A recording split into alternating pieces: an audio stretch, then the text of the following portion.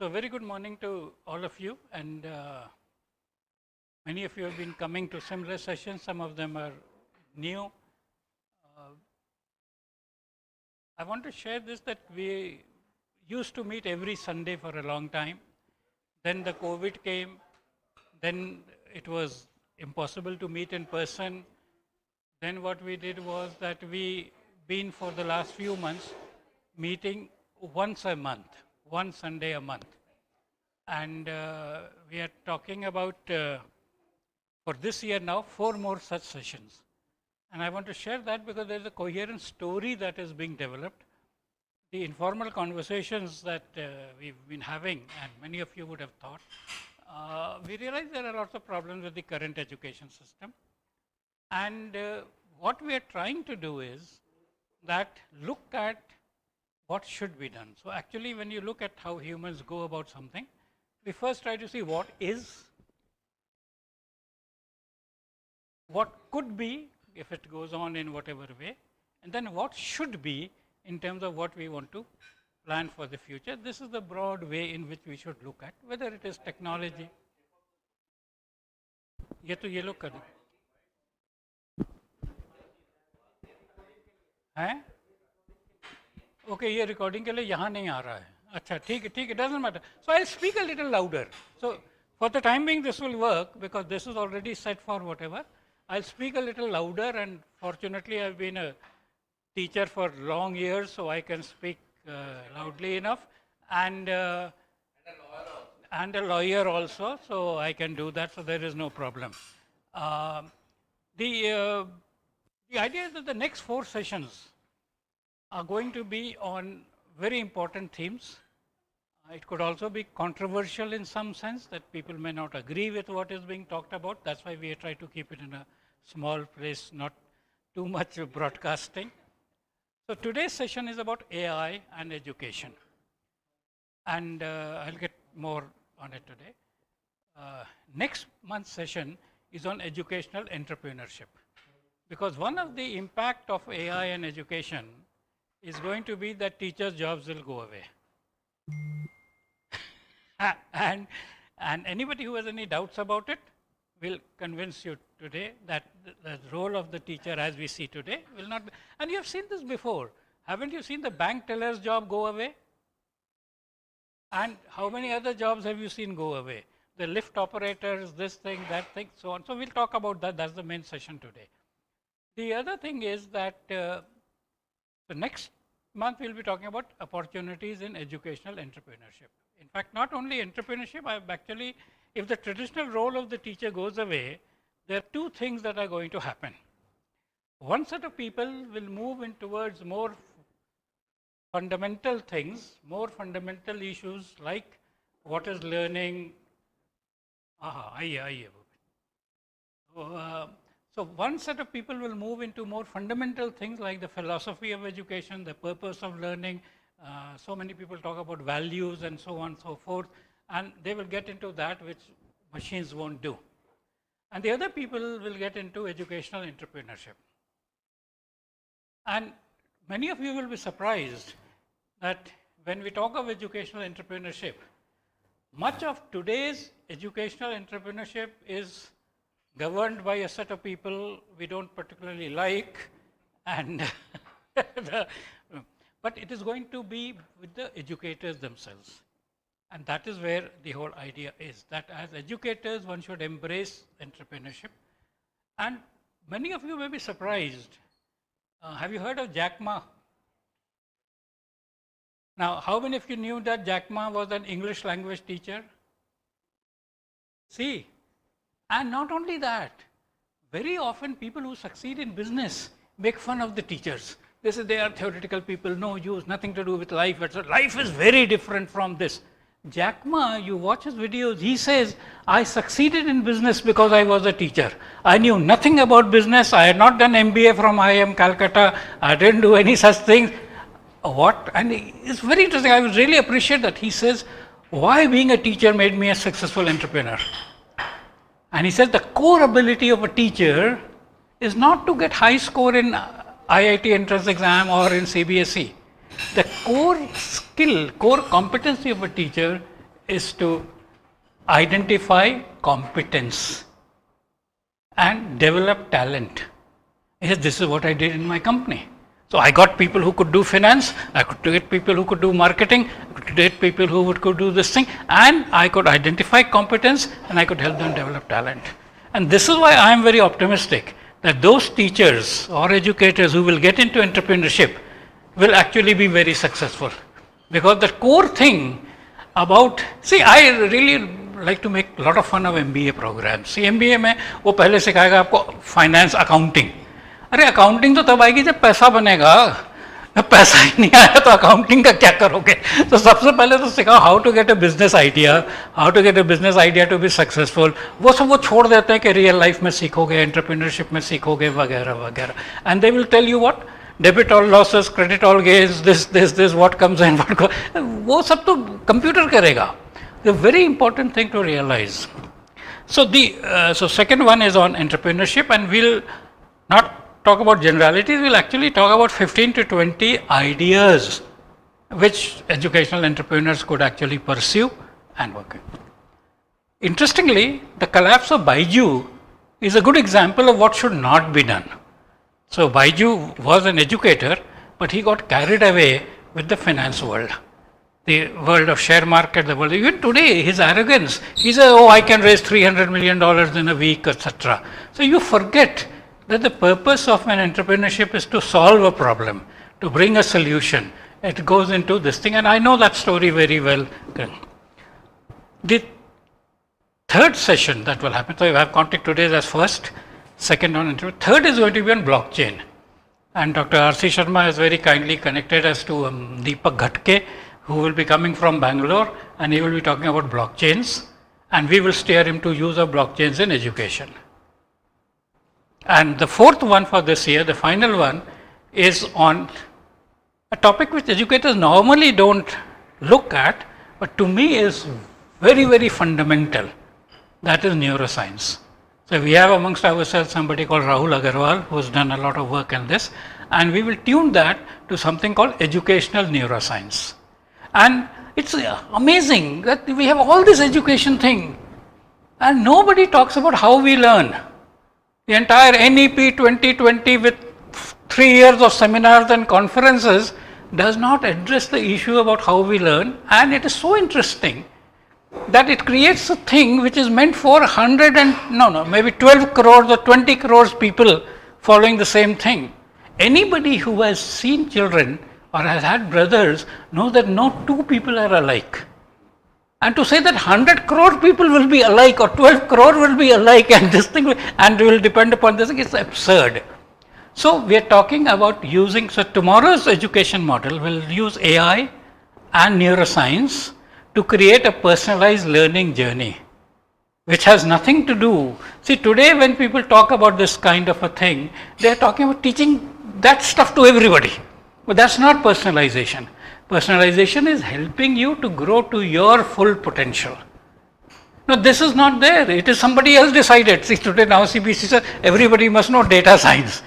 I remember a long time back, I got a call from somebody कि sir आप artificial intelligence सिखाते हैं. मैंने कहा तुमको y = mx+c आता है. तो अब लोग ऐसा चाहते हैं कि कोई चीज़ जाने बिना तुम्हें डेटा साइंटिस्ट बना देंगे. ना डेटा जानो ना साइंस जानो, पर डेटा साइंटिस्ट बना देंगे. So this is where we are headed for. Today's session is on AI, and I want it to be an interactive session, and basically your participation, your thoughts for making it whatever. And I've shared a lot of information on that Learning 3-to-1 group and so on and so forth.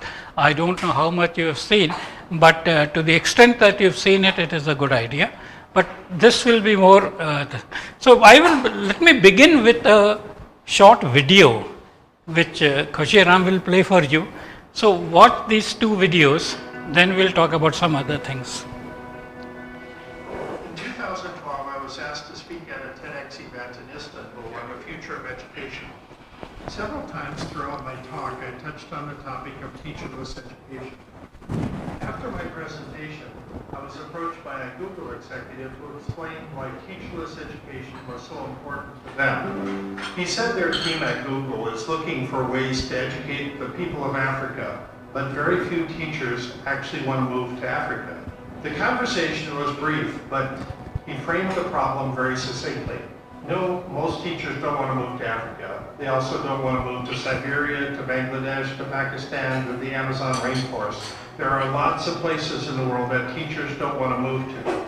By some counts, we are short 69 million teachers globally, and a full 23% of kids growing up today don't attend any school whatsoever.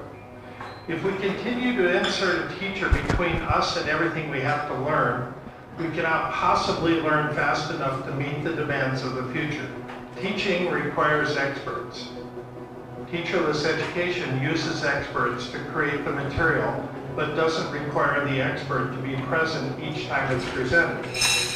Education is now on the verge of a major transformation, and AI-based teacherless education systems are quickly taking center stage. If we apply AI to teacher bots, their primary task will be to find the fastest way to teach students. Over time, AIs will learn every student's interests, their proclivities, their idiosyncrasies, preferred tools, personal reference points, and how to keep them engaged in learning, even in the face of distractions. AI will quickly learn what skills we're proficient in, what skills we're deficient in, and what's needed to bring us up to speed.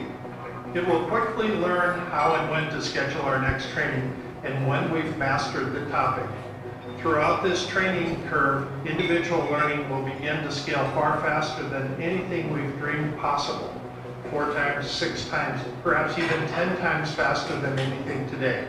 Completing a 4-year college degree in 1 to 2 months will be entirely possible with this new form of AI learning systems. By creating high-speed AI learning systems, we remove all of our past limitations. By 2030, the largest company on the internet will be an education-based company that we haven't heard of yet. In my mind, this will be the largest opportunity in the online world where no one has quite cracked the code yet. But once somebody figures it out, it will scale very quickly.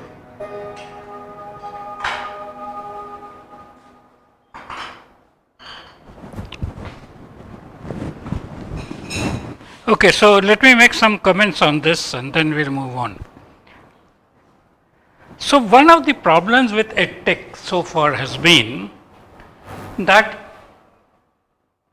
most of the people who were doing this kind of thing had no idea of education, they had no idea of learning. And they were trying to create a digital classroom without realizing the inadequacies of the classroom itself. And therefore they were scaling that, and then they thought by scaling this, that, whatever, they will go the Baiju way or the Educom way or whatever and solve it. But they were not looking at the problem of education. And what Thomas Frey says is very important, that he says that we are on a time of teacherless learning. And it is interesting, when you say teacherless learning, people react as if it's something, but the fact of the matter is there aren't enough teachers. Now, I don't know what your experience is, but I can be very brutal about it. There are very few good teachers available.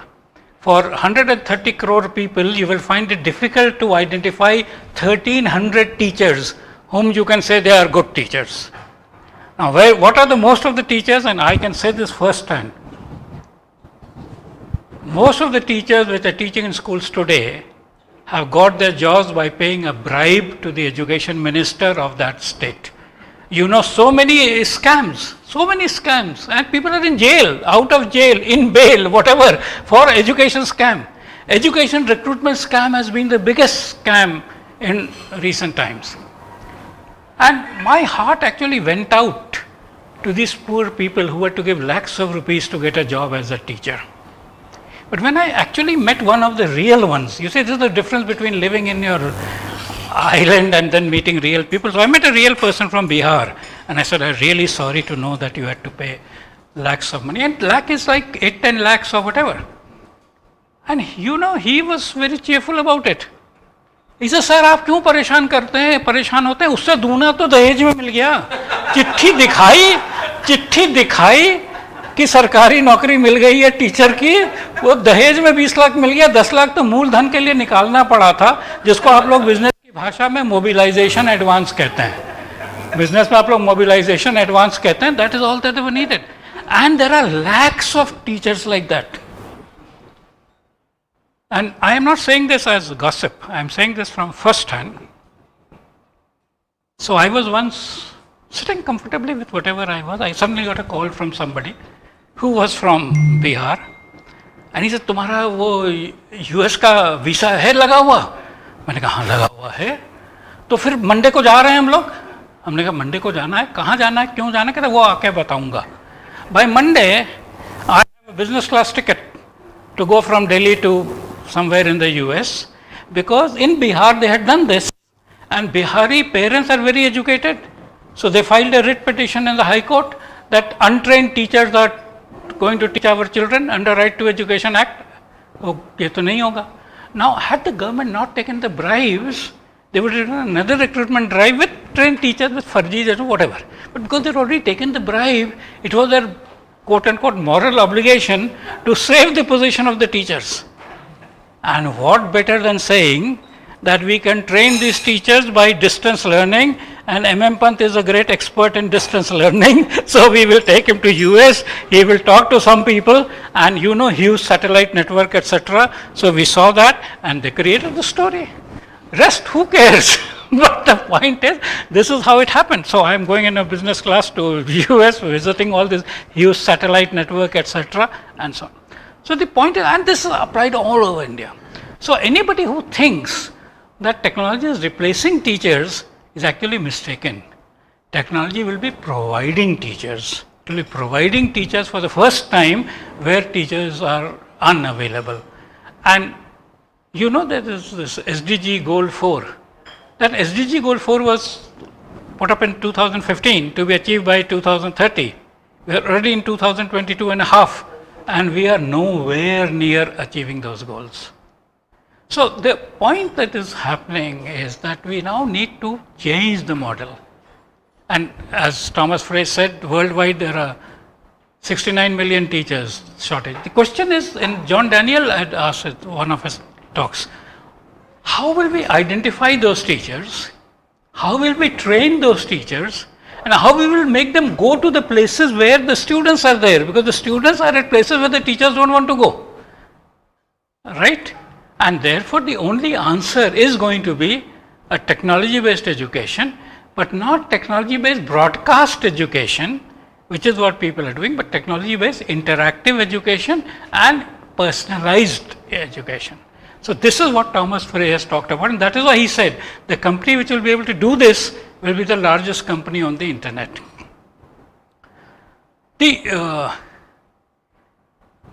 very important thing, therefore, is that we need to encourage self-learning. And we all know, I don't want to quote it unless Bhupesh is able to quote it. There is a Sanskrit slok which talks about the 4 limbs of learning, which is Acharya Padma Datte, and then it says, so you learn one limb from the teacher, one limb from self-learning, one limb from your peers, and one limb over time. It uses the word Padma Datte because the Pad is a limb. Sometimes in English translation they are making it 1/4. But if you look at animals, all limbs are not the same. So what they are saying, these are the 4 contributions. AI-based technology allows you to do all these 4. So whatever the teacher is directly teaching, MOOCs type is already there. But what you learn from the peers is very important. Since you are all an educated group, I will share with you in mathematical terms what it means. Our model of teaching that we normally have is the Upanishad model of teaching, one-on-one, committed teacher and an eager student, and one-on-one.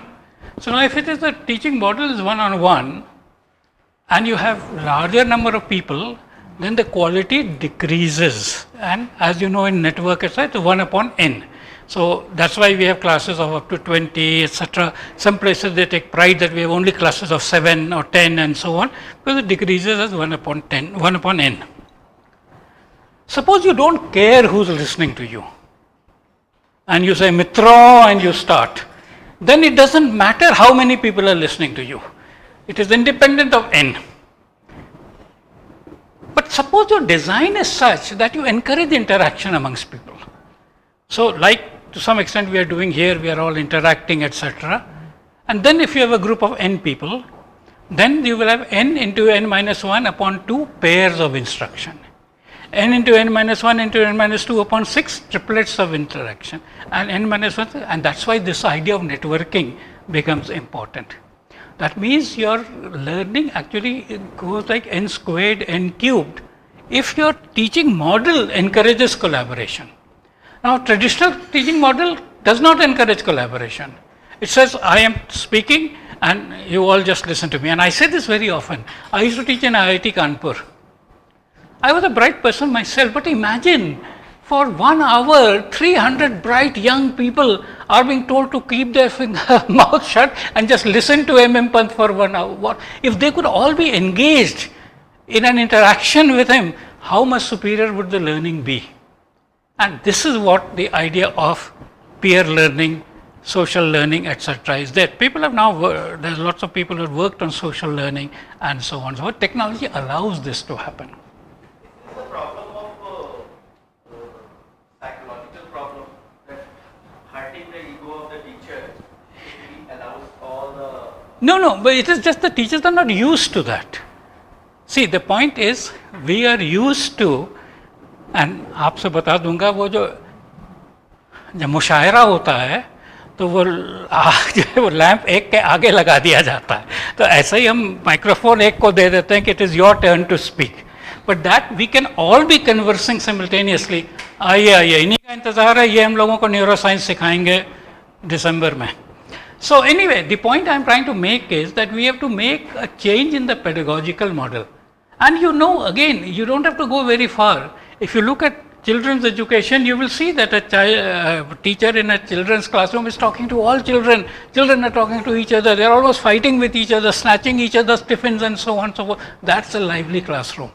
We, under the name of discipline, try to get people into this thing. So anyway, what I want to draw your attention to is that this model is a pretty good model. It has produced lots of good things, etc., but cannot be scaled up. So, and I am a personal experience of that. So we have two models. A model of exclusive education like the IITs, where only a few students have been selected and few teachers are there and they teach, and it is supposed to be a good model. The other model, which most people don't like, is the Indira Gandhi University model. Millions of students, they are all doing this thing, etc., and it is assumed to be useless.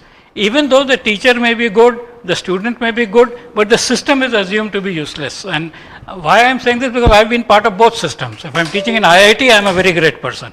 If I am teaching in IGNOU, I am probably an ordinary person, whatever. Now, what is happening is that now the new technology will allow us to have quantity with quality.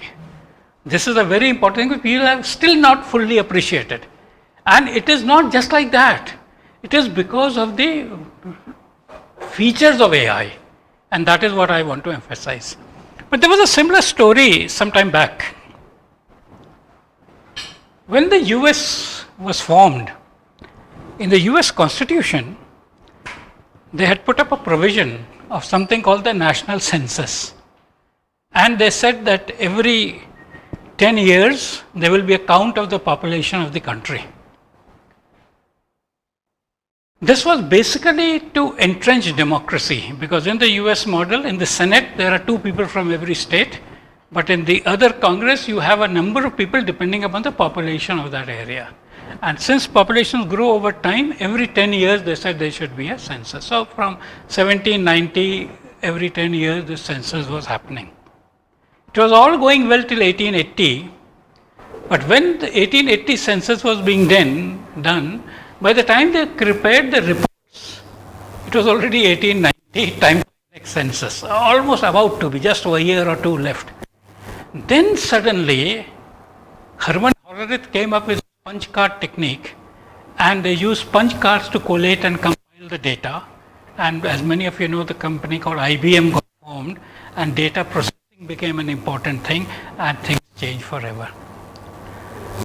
same thing is going to happen with right to education. Just like the constitutional imperative of the census got data processing, etc., done, not as direct thing, but as a consequence of trying to fulfill the constitutional ambitions. Similarly, the constitutional amendment of the Right to Education Act and the UN SDG Goal 4 is going to force us to adopt these technologies to be able to reach out to more people. So that is something. But let me share with you another short video before moving further. अगला video दिखा दीजिए, थोड़ा जोर से सुनाइएगा. And when you look back in history, people constantly compare the threat of automation and job loss in the 21st century to what happened in the 20th century. In the 20th century, you saw automation in agriculture, so lots of unemployed farm workers moved to working in industry. And then when automation reached the industry, they moved to working as cashiers at Walmart. But in those cases, what happened was that people lost low-skilled jobs and transferred to other low-skilled jobs. Moving from being an agricultural worker to working in some car factory in Detroit, you moved from one low-skilled job to another low-skilled job. When you lost your job at the Detroit car factory and got a new job as a cashier at Walmart, again, you moved from a low-skilled job to a low-skilled job. But the next stage, if the next stage means I'm losing my job at 45 as a cashier at Walmart, and now there is an opening as a software engineer at Google designing virtual worlds, this is going to be much more difficult than moving from the car factory to Walmart. And it's very likely that even if there are new jobs, most of the unemployed masses will not be able to make the transition. It's also a big question about young people, that nobody really knows what a job market would be like in 20 or 30 years. It's really the first time in history that nobody has any idea what kind of jobs and what kind of skills people will need in 30 years. Which means that we have absolutely no idea what to teach children at school. Most of what they learn is going to be irrelevant to the requirements of the job market and of society in 2050. What to teach them instead, we just don't know. And the worst problem, of course, is not in the developed countries, but in the developing countries. If you think about a country like, I don't know, Sweden, which now gets a lot of attention in the US. So I'm not so worried about the Swedes. I mean, even if millions of jobs are lost in Sweden, I think that because of the tradition of the welfare state and so forth, the Swedish government will raise taxes on the big companies and universal basic income or something like that. The Swedes will be okay, I think. The really big question is what will happen to the Nigerians, to the Bangladeshi, to the Brazilians. If millions of textile workers in Bangladesh lose their jobs because of automation, what will they do? I mean, we are not teaching the children of Bangladesh today to be software engineers. What will they do in 20 or 30 years? And do you really think that, I don't know, the US government will raise taxes on Google and Amazon in California and use that to pay basic income to the unemployed Bangladeshi? If you believe that, you can just as well believe that Santa Claus and the Easter Bunny will come and take care of the Bangladeshi. Because I don't think this is a realistic solution. Nobody knows what the solution is. So we may be facing in the 21st century a completely new kind of inequality, which we have never seen before in human history. On the one hand, the emergence of a new upgraded elite of superhumans enhanced by bioengineering and brain-computer interfaces and things like that. And on the other hand, a new, massive, useless class. A class that has no military or economic usefulness and therefore also no political power.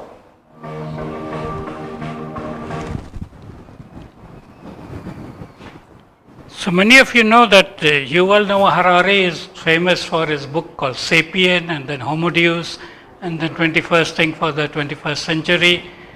Look at the key point he is making. Key point he is making is what you know is of no use for the future. And what is needed for the future is too challenging for you to catch up with. And that is why we end up with a whole set of things. And he's saying thereby inequities will increase. Already you see here today, for example, in today's time, see a 21-year-old who's done a BA from an ordinary university with general subjects is probably no scope. And you see another 21-year-old who's been to the right institute, got a right specialization, and has got $1 million job from Microsoft or Google or whatever. This will get accentuated. And no matter how much we may talk about things and equities, etc., but as he said, unless you believe in the Easter Bunny or Santa Claus, this is the way it is going to go. And therefore, being ready for that is a very important thing. And the interesting answer is that the same AI which is taking away your job is the one which is preparing you for your future job, provided you are ready to do that. And this has happened in the past. I can count any number of things. If you go back, do you know that before electricity came, there's a huge employment in UK for people who would carry a lamp with them, oil lamp, as you went back from the theatre. जैसे हमारे यहाँ शादी में वो बारात में नहीं लेके चलते हैं. That was there everywhere. All young people used to do that. And there were so many such things. And even before that, many of you will be surprised to know that the big export of US was ice before there was electricity. Because they would have their ships go up to the Antarctic Circle, cut off this ice, put it in wooden ships, in wooden craters, etc., and bring it to the eastern part where people would be able to get ice, because you could not create ice because electricity was not there. And there's a huge number of things that we've seen going away. In fact, very recently, over the last year or so, I remember I had कहाँ से कोई चीज़ जब जाती है इसको आप अपने पास ये भी रखे रहिएगा बनकर. So the point was, I recall about a year or so back, the meters in our house at Gurgaon got replaced by automated things where no meter reader comes and so on. Around the same time on TV, Rajasthan News, I would see the senior meter reader का qualification scale क्या है, junior meter reader का qualification scale क्या है, and they would compete कि ये क्या हो गया है और ऐसे है और ये है वो है, and you see the whole thing has been eliminated. If you remember going to the bank, now I have not been to a bank for 3 years now, and even if you want to go to the bank kind of dissuades you. कि वो print out वहाँ ले लीजिए, वो वहाँ ले लीजिए, वो एटीएम में bank doesn't want you are going there and saying मेरा पासबुक अपडेट कर दो, कहते नहीं वहाँ बाहर जाके एटीएम में कर लो, उसमें प्रिंटर में रिबन नहीं लगा होगा, जो कुछ होगा, but that's the way. So the whole thing is moving towards more and more automation. And to quickly make it point, so the question that most people ask is, so what is it that can be automated and what is it that won't be automated? And Andrew Nugg, who's a very leading person in this field, has a very nice answer to that. He says if a trained professional can do something in a fraction of a second or in a very short time, almost by like you go to a doctor, you tell him all your symptoms and he prescribes the medicine. This kind of work will be replaced by AI. But if the doctor says, look here, I need to understand, I think these two symptoms are not going together, something, then that cannot be done by AI today. It doesn't say what, or he says, I need to take another opinion, or I need to take you a specialist, then it can't be done. So everything which is fairly straightforward or can be broken down into straightforward things will get automated. And this many people are not appreciating. Many people still have an idea of a computer, but the computer can only follow the programs for which it has been programmed. And this is giving them a false feeling of confidence. Because what has changed in the time is, and we have experts like Vishal to elaborate on it, AI or learning algorithm. Now the previous algorithms were those that you wrote once and it was there, but today the algorithm is a learning algorithm. And I will give you a very precise definition of a learning algorithm. Please. I'll give you a very precise definition of a learning algorithm. It is given in the book by Thomas Mitchell on machine learning. And I'm acknowledging that book because those of you who know will know that अरे ये तो Mitchell में से quotation बोल रहे हैं तो मैं acknowledge ही क्यों नहीं कर लूँ. So in Mitchell's book on machine learning, it says a learning algorithm for a given task T with performance measure P is such that the performance measure P improves with experience E. And the experience E can be supervised learning, unsupervised learning, reinforcement learning, transfer learning, whatever. Now the point here is that that algorithm or that model becomes better with experience, which means with more and more data. Now what happened was when Gary Kasparov, the chess champion, was defeated by IBM Blue in that famous match, he couldn't believe because last year he had defeated the computer. So they were playing every year the computer against the human champion, and Gary Kasparov defeated the machine 1 year back. But the point was that in 1 year Gary Kasparov couldn't improve that much, but the machine improved that much because there had more data. And Gary Kasparov actually believed that they found a better human chess player than me. They've hidden him there and they're showing the computer moves as the moves of that human. But this idea that the computer can learn faster than the human was not appreciated by him. Later on, of course, it was appreciated. As you know, the Go player who was the champion, he acknowledged, he said, I can never be better than Go. And as you know that many of those things now have solved things like protein solving problems, new proteins, imagining things, and so on. Yes. How this bad learning or negative learning is being identified by the algorithm? No, it is going to be in the training parameter. So one of the things that you are going to do, if you have an idea, that you will use that data model which supports whatever you want. So in fact, there is a very interesting thing, you know, from even elementary, in computer field, the thing is garbage in, garbage out. So you have to have the thing. In fact, I make it more funny by saying you first have to apply a data washing machine to take the data and wash out the data which you don't want and so on. But you are absolutely right. Wherever they didn't do that, the model gave all kinds of results and they had to then scrap that model. You must have heard of Microsoft thing which was swearing people and was racist remarks, etc., etc. So this is something which has to be done in terms of. There's a very famous story of what is called.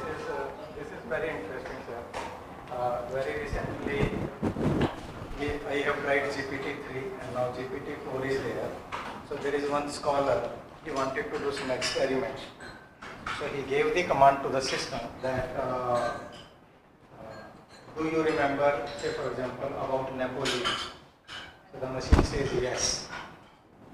Next question, do you remember his achievements? The answer is yes. The third command was that, forget all about it. So he was saying, and it is called as incubation injection something, which is to corrupt the system. When you send the wrong commands to it, and then if the system is following that, it may do something which is negative, which is not expected. And it happened with the system. So in humans, this is called brainwashing. So in fact, this is a term which is used with spies and so on, called brainwashing. And actually, education also, a large part of education is brainwashing. We want you to believe a certain amount of things and so on and so forth. So the point is very simple, that it will do way, and you have to train it very carefully. So those of you who are familiar with electronics, you know that all chips etc. are made in what is called clean environment, completely dust free, no particle. Similarly, all training of AI has to be done in a similar environment, that whatever you are trying to do, the opposite of this doesn't come in. And so it has to be, that's why the importance of the training data set is very important. It is equivalent to the curriculum and syllabus that we prescribe for you, and then say don't read outside books, don't read made easy books, etc., so that your training happens in the way that we want. I remember when I was young, we were not allowed to read any of those made easy books and so on and so forth.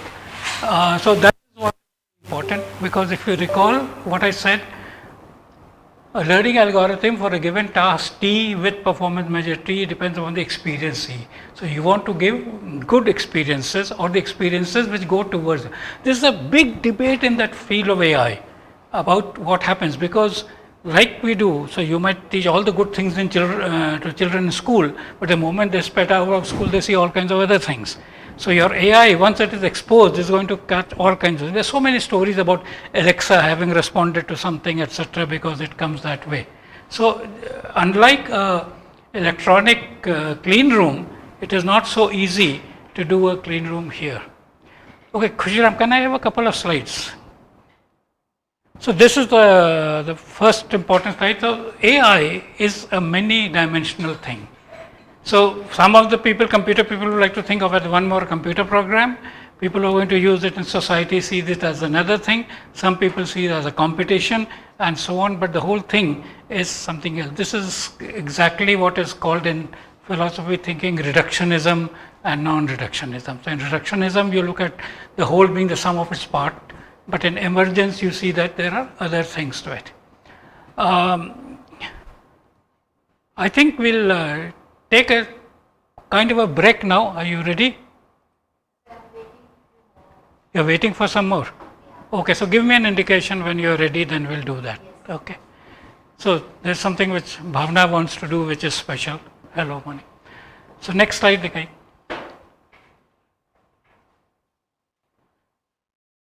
Next. So these are two very important slides, and this is what is distinguishing the past from the present and future. Now, in 2016, Professor Klaus Schwab, and I like to say Professor Klaus Schwab because he was a professor, head of World Economic Forum, he coined this word fourth industrial revolution to talk about the transition that we have made. Now, prior to this, we were in the pre-industrial age. Pre-industrial age means that we were doing things, but they were not in large scale. So you had handicraft, whatever, like including weaving, charkha, khadi, whatever, all pre-industrial kind of a thing. The first step in industrialization happened when we had the discovery of steam or the possibility of using steam. And being a physicist, I will try to put physics into all of these. So when we knew thermodynamics, then we could do steam engines and steam related stuff and so on and so forth. When we knew electricity and magnetism, we could do the next level. When we knew electronics, we could do the third level. When we learned quantum, we could do the other thing. So you owe everything to physicists and physicists alone. Everything else is application, development and so on. And this went on. Steam engine went on for a long time. Electricity went on. Now what happened was that when the first rounds of electricity were there wasn't enough automation. So you could make movement because of Maxwell's equations, Faraday's laws and so on and so forth, but there was very little automation. I can't help sharing with you that when I was a small child, I was most impressed that when you opened the refrigerator, the light came automatically.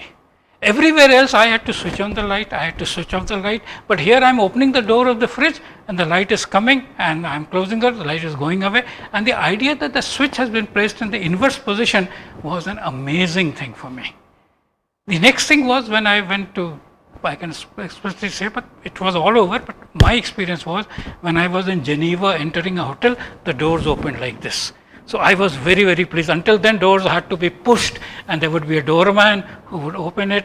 Sometimes you had electromagnetic thing where you could press a switch and the door would and then the door would open. But door opening just like that is an amazing thing. Now, of course, all elevators all over the places. This is how these developments happen towards automation. But the big development of automation happened when instead of using a switch which was to break or make the circuit, you could use electronic valves and the diode and the triode and the pentode and so on. And then we went to transistors, then to integrated chips and so on. And then you had all these things called the computers. This is what he calls the third industrial age. And the fourth industrial age is when it is driven by AI and allied technologies. So actually now if you talk about the technologies that he refers to, it is artificial intelligence, machine learning, 3D printing, blockchain, Internet of Things, and so on and so forth. So I was once talking about this to a group, and some young person group said, "Sir, ये सब syllabus में कब आएगा?" So I wanted to tell him, and this is what I am emphasizing. इस syllabus में नहीं आ पाएगा, जब तक आएगा तब तक कुछ और नई चीज़ें हो जाएंगी.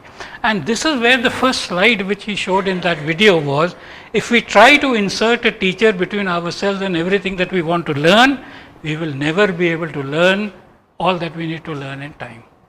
And this is why self-learning becomes so important. The idea was that you cannot have just self-learning without any guidance. So to a large extent, the idea was that there would be guided self-learning, that there could be a teacher who would guide you and you would do self-learning by drill and practice or whatever and so on. But now what Thomas Frey says is that AI will be able to do that. And what is very important is that AI, that part which we are not really prepared for.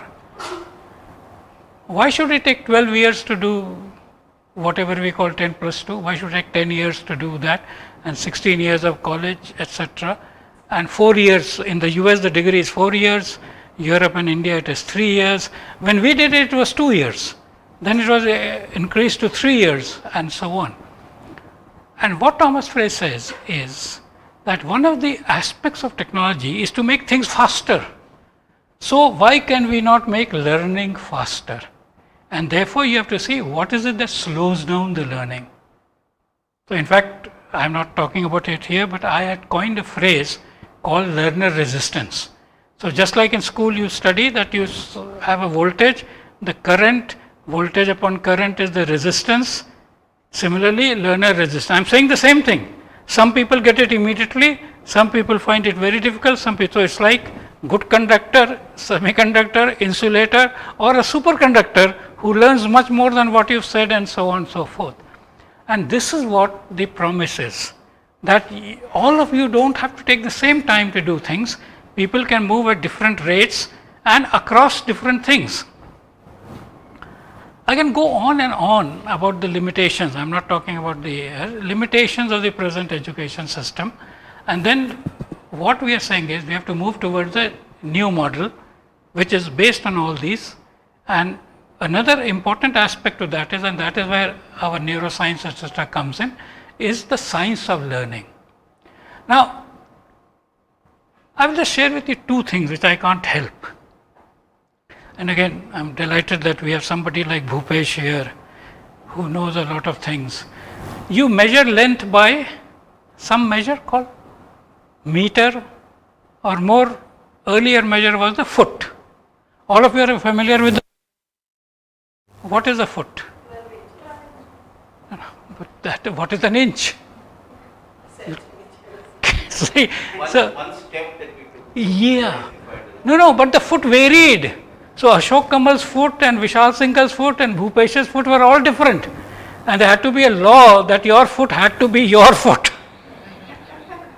And it is very interesting. But isn't your marks like that? The marks that you get in an exam depends upon the examiner, the question paper, this thing, and so on and so forth. So if you got 70 out of 100 and he got 65 out of 100, these are not comparable things, because the marks were given by an individual who was not standardized. He gave according to his thought and process. It is so interesting to see that something which for later on was standardized, and now we have a standard of what metric way. The basic on which everything is governed, that you got 348, you are better than 347, and the two marks, there is no standard. You cannot compare them. So why and how is it better? Nobody can answer that. Similarly, in the Interestingly, that Egyptians had this qubit. yeah, I know that. Correct. Everybody is having this. So no, that is the point I am making. That there were different measures for this thing. Not only that, even the larger unit in which you measure to date, कहीं बीघा बिस्वा चलता है, कहीं नाली चलता है, कहीं कोटा चलता है, कहीं ग्राउंड चलता है, कहीं वो चलता है, तो वो भी अलग अलग हैं. So the point I am trying to say is that this would have been all right if we continue, but we have now rationalized it. वो एक नेशनल लेवल एग्जाम में कुछ करेगा, उसके मार्क्स को वो करेगा. There is another thing, I show a slide very often. एक इंटरनेट पे स्लाइड है, मैंने कई बार दिखाई है. जगह अल्पाइन टेक्सास, लिखा Alpine Texas, founded in year such and such, population so much, height above sea level so much, zip code so much, total so much. Now, but isn't your mark sheet like that? Physics, chemistry, maths, English, Hindi, total. Now, what does the total of this mean? Means nothing. I mean, it is very interesting. IITs are our best institution. Even IITs look at the total of physics, chemistry, maths to decide which institute you will get, which subject you will get. What has that got to do with you? So the point is that if we want to move towards a more serious thing of education, we need to have first a science of learning and measures of the. अभी हमारा measure क्या है learning का? Credit. But credit is no measure of learning. Credit was created by the Carnegie Foundation to pay salaries to tenured professors.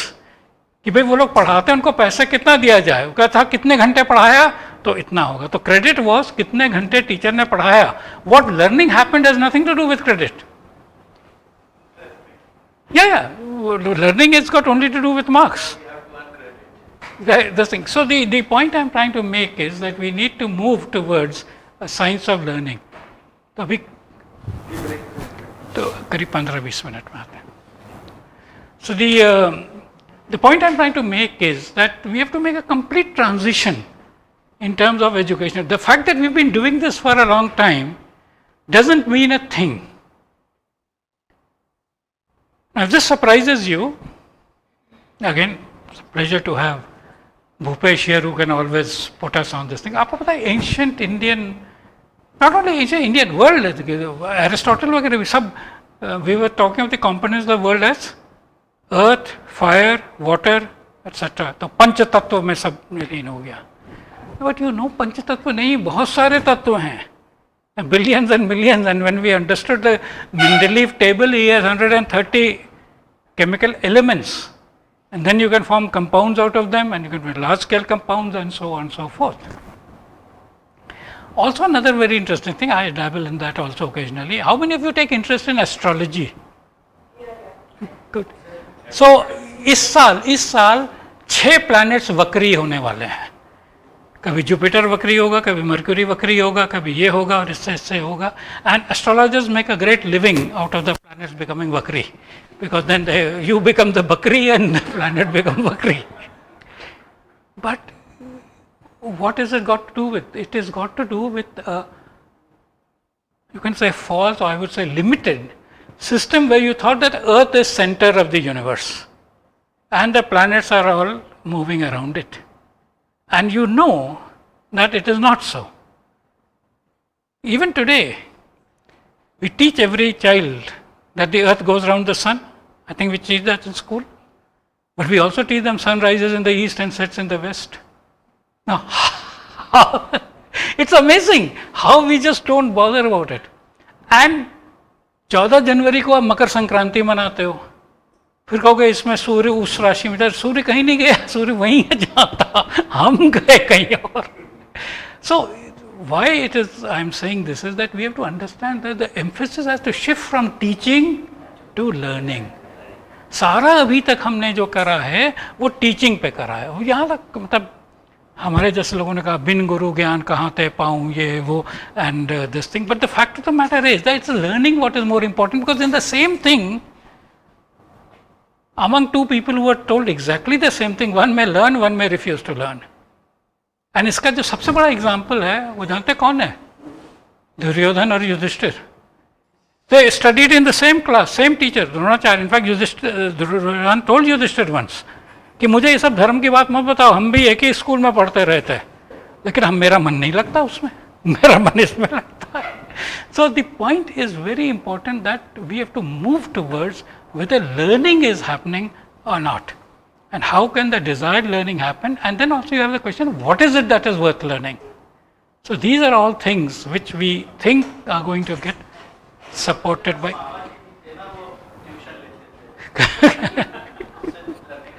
हाँ हाँ नहीं वही जो हम बता रहे थे कि इंडोक्ट्रिनेशन और उसका.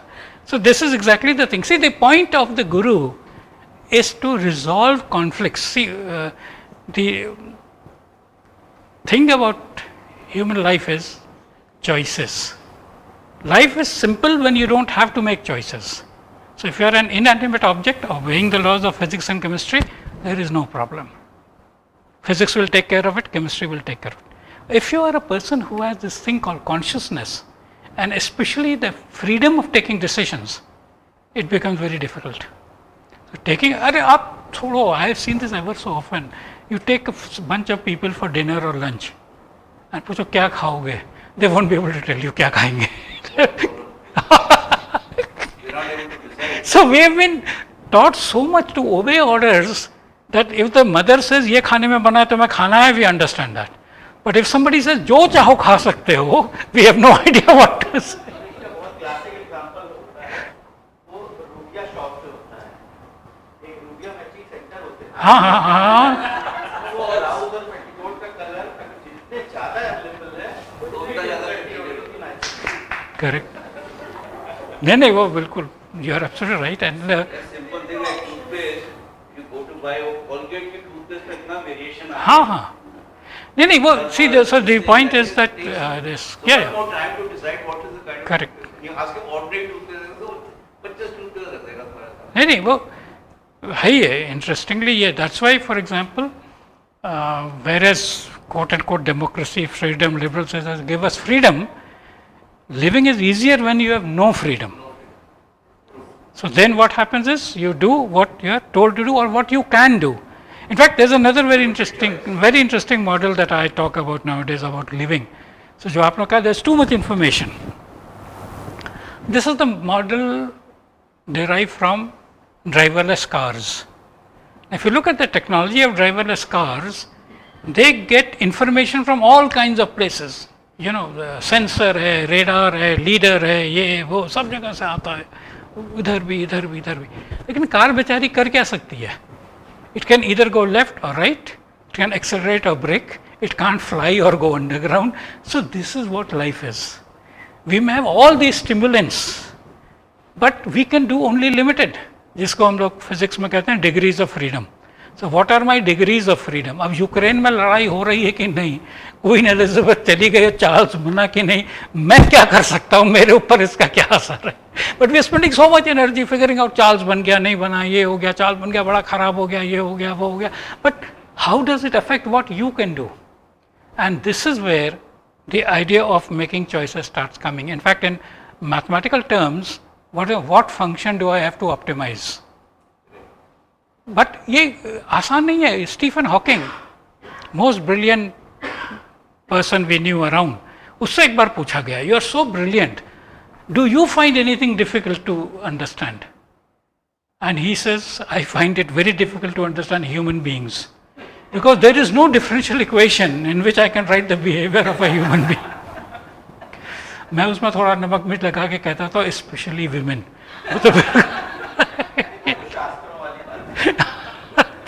So there is no formula, there is no function. What do you optimize? So you go by gut feeling and so on and so forth.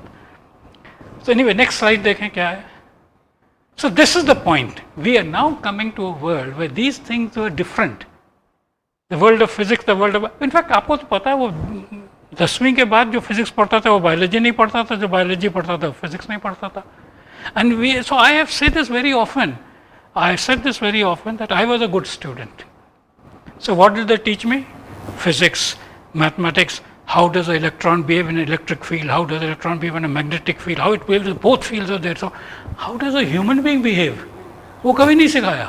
ना sociology, ना anthropology, ना psychology, ना कुछ नहीं.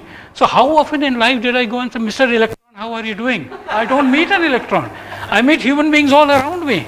And this is why you will see so many people, no offense meant, और ये बैठे हैं, there's so many people who are IITians, but they have no idea how to deal with human beings. Because they only know how to deal with electron, solve differential equation, optimize function, and so on and so forth. So ये बहुत important है कि now we are talking about a synthesis of this. So we're talking about genes and neurons being equally important in our life. और fortunately for me, I had a kind of an amazing journey where I learnt about genes and neurons and so on during my postdoctoral work, etc. So when all these are coming, I am quite familiar. So हमने paper भी लिखा था DNA का, उसको कहते थे helix coil transition. So DNA is like a helix. When you heat up, the bonds break and so on. होगा. Same thing with neurons and synaptic junction, axons, Hodgkin-Huxley equations and so on so forth. तो ये सब हमने बचपन में सुना हुआ है. So इसलिए जो है वो हो जाता. Come in. I know. So this is the point. So we are now talking of a world which is a world of atoms, a world of energy, a world of bits, qubits, and neurons and genes, and we have to deal with humans. This is why it is very challenging. All other things were created in a time where things were really limited. आपको पता है ये England में Smith नाम इतना popular क्यों है? क्योंकि कोई गोल्ड स्मिथ होता था, कोई ब्लैक स्मिथ होता था, कोई वो था, ये 3-4 काम होते थे, उसकी जो स्मिथरी करता था वो स्मिथ हो गया. But today, and this is going to throw up completely new things to do. So I don't know how many of you have heard it, but for example, अभी तक हमारा मेडिकल में क्या होता है कि हमें कोई बीमारी है तो मेडिसिन का आंसर, जो हेल्थ और मेडिसिन का जो आंसर है वो केमिस्ट्री से आता है. कोई ड्रग निकालते हैं, उसको वो करते हैं और आपको करें. बट कल ऐसा नहीं होगा. कल वो सेल को पकड़ लेंगे और सेल आपके अंदर प्लांट कर देंगे उसको बदल के.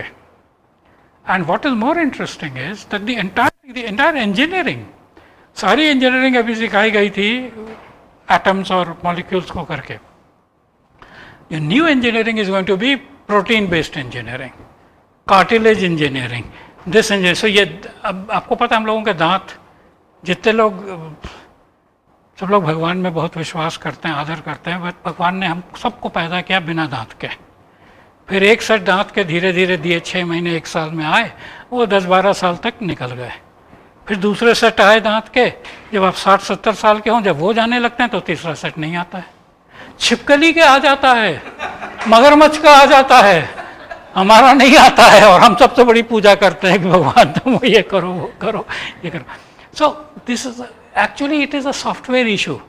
आप लोग जो सॉफ्टवेयर जानते हैं वो दांत के लूप में लिखा है n = 1 to 2 बस. अब उसको अगर आप बढ़ा दो कि लूप 3 तक चला जाए, 4 तक चला जाए, इन्फिनिट चला जाए, तो दांत आते रहेंगे, जाते रहेंगे. जैसे बाल का होता है, नाखून का होता है, नाखून बढ़ते हैं काटिए, फिर बढ़ते हैं काटिए, वगैरह वगैरह. So we are going to see an integration of this kind of thing in some sense. Next slide क्या है?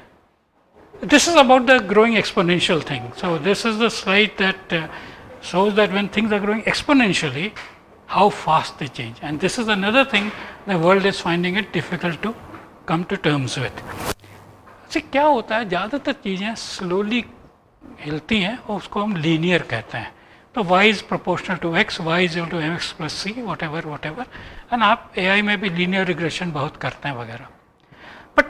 ट्रेजेडी लाइफ की ये है कि many things which are small appear to grow linearly. So sin x है, when x is small it is x. And therefore, when something is small, you don't know how it is going to end up with. And versus, आपने सोचा था x की तरह जाएगी, वो x square की तरह चली गई, x क्यूब की तरह चली गई, या sin x की तरह चली गई, थोड़ी देर ऊपर गई फिर नीचे आ गई. And versus tan x पहले बढ़ता जाएगा, बहुत तेजी से बढ़ता जाएगा, फिर घट कर -infinity में आ जाएगा, फिर वहाँ से शुरू होगा. This is the tragedy of life, that how do we anticipate what is going to happen. So तुम्हारी टीम पूरी हो गई? हाँ, अभी और है. नहीं,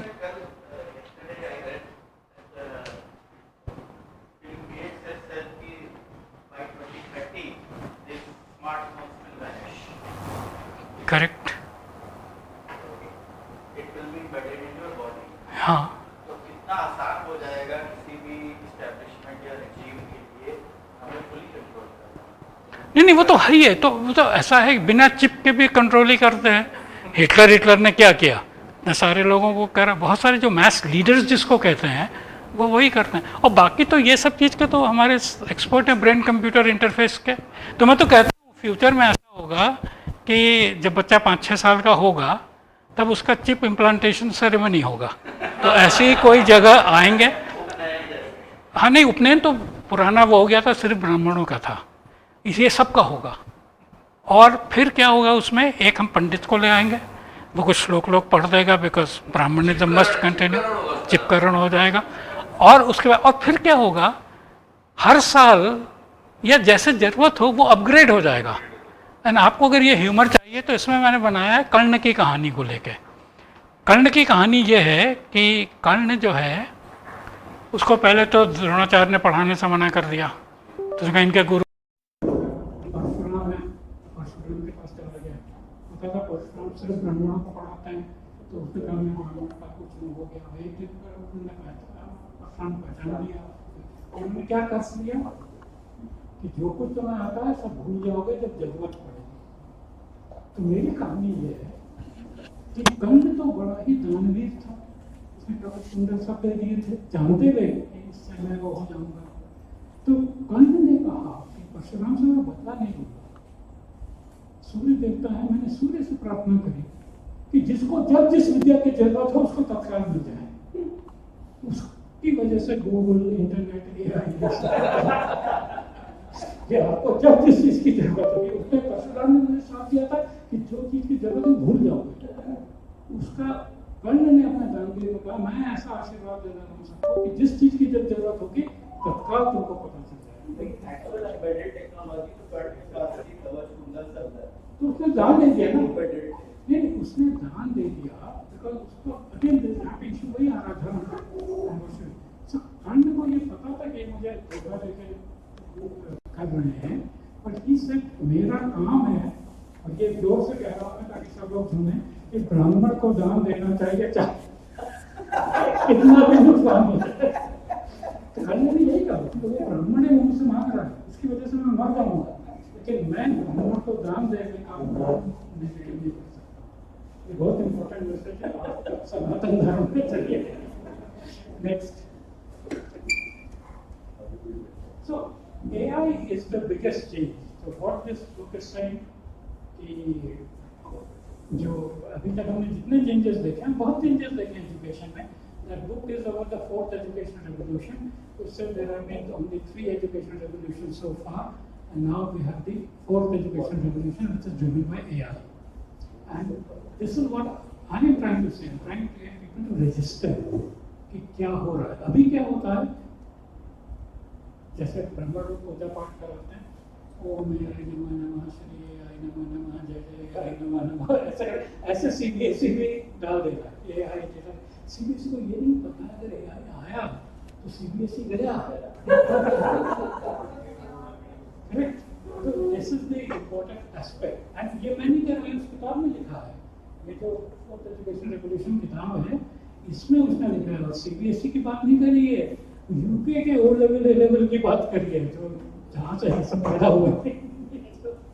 ये खत्म हो जाएगा, because we will be able to test for whatever we want. तो हमें क्या इंटरेस्ट है कि जनरल पर्पस टेस्ट में इसने क्या क्या उस दिन, हम तो आज देख सकते हैं तुम क्या जानते हो क्या नहीं जानते हो। तो भावना इज रेडी, आप स्टिल वेटिंग? नहीं, you're waiting for somebody. I will wait. See, by now you must have understood I am very good at telling stories, so I will keep on telling stories. AI will be real, actual education, actual intelligence, sorry. Instead of artificial intelligence. वो तो see, artificial unfortunately तुम तो जानते हो, ये जो science वाले लोग हैं, इनकी वोकैबुलरी और वोकैबुलरी बिल्डिंग कैपेबिलिटी बहुत कमजोर होती है। अब तुम अगर डॉक्टरी में चले जाओ तो हर बीमारी का कोई ग्रीक लैटिन ओरिजिन से नाम होगा, करेक्ट? उसको पढ़ ही नहीं पाते थे। हाँ, प्रोनाउंस करने की तो बात में इसको पढ़ ही नहीं पाते। हाँ, नहीं वो इसलिए था क्योंकि एजुकेशन लैटिन ग्रीक में। अब जो कंप्यूटर सीखे हुए लोग हैं, उन्होंने तो अंग्रेजी ठीक से नहीं सीखी, लैटिन ग्रीक तो भूल जाओ, तो वो क्या कहते हैं, input output, front camera, rare camera. अरे कोई पढ़ा लिखा होता तो फ्रंट कैमरा, रेयर कैमरा कभी नहीं कहता, interior camera and posterior camera कहता। मतलब अगर कोई पढ़ा लिखा होता है जिस डिग्री का, तो यूज के interior camera, posterior camera. So they would have said, अब हम लोग क्या input, output, RAM, ROM, ये वो, क्योंकि आता ही नहीं था कुछ. तो इसी तरीके से जब ये हुआ, AI वगैरह की बात आई, तो उन्होंने जल्दी से कुछ नाम लगा लिया. And फिर कुछ लोग नाम को ज़्यादा emphasize करने लगे. So that is why it was never thought through. But basically what we are talking of is artificial intelligence में actually बड़ा interesting है. ना तो intelligence है, ना कुछ artificial है. अंदर भरा हुआ है mathematics और statistics. और ये पर मुझे लगता है इनको इतना वो जानते थे मार्केट को, अगर मैथमेटिक्स कहेंगे तो लोग डर जाएंगे. तो उसके उन्होंने मैथमेटिक्स की बात नहीं करी है. But what we call as any prediction is a mathematical model of the situation. और इंटरेस्टिंग है. आपका छोटे बच्चे हो तो ये NCERT की जो किताब है मैथमेटिक्स की 9th, 10th, 11th, 12th सब में लास्ट में दो अपेंडिक्स हैं, अपेंडिक्स 1, अपेंडिक्स 2. एक है प्रूफ्स के ऊपर और एक है मैथमेटिकल मॉडलिंग के ऊपर. ना कोई बच्चा पढ़ाता है, ना कोई टीचर पढ़ाता है, तो सब आर्टिफिशियल इंटेलिजेंस करना चाहते हैं. मैथमेटिकल मॉडलिंग जो आपकी किताब में लिखा हुआ है उसको नहीं देखना चाहते हैं, क्योंकि उस नाम से मजा नहीं आता है. मशीन लर्निंग कह दोगे, आर्टिफिशियल इंटेलिजेंस कह दोगे तो ज़्यादा वो. नेक्स्ट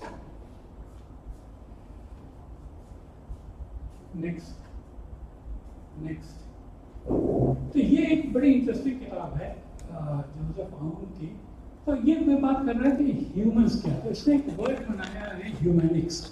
तो जैसे रोबोट्स के साथ रोबोटिक्स है, तो ह्यूमंस क्या करते हैं उसको ह्यूमैनिक्स कहा है. एंड ये नॉर्थ वेस्टर्न यूनिवर्सिटी का प्रेसिडेंट रहा है. तो ऐसा करते हैं कि छोटा सा ब्रेक लेते हैं और हम लोग साथ भावना जी हैं. उन्होंने एक किताब अभी हाल में लिखी है, किताब मेरे बारे में लिखी है, पर लिखी उन्होंने है.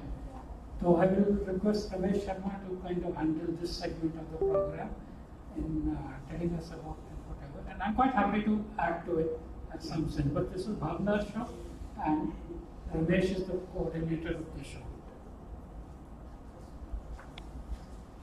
Thank you, sir. Yes. क्या हुआ? तो से बताओ से मिलवाए तो लगे रहने. नहीं, पहले ये सब करना फिर बोल देंगे. तो ये बता दें क्या लिखा, क्यों लिखा वगैरह वगैरह. एंड टुवर्ड द एंड हम भी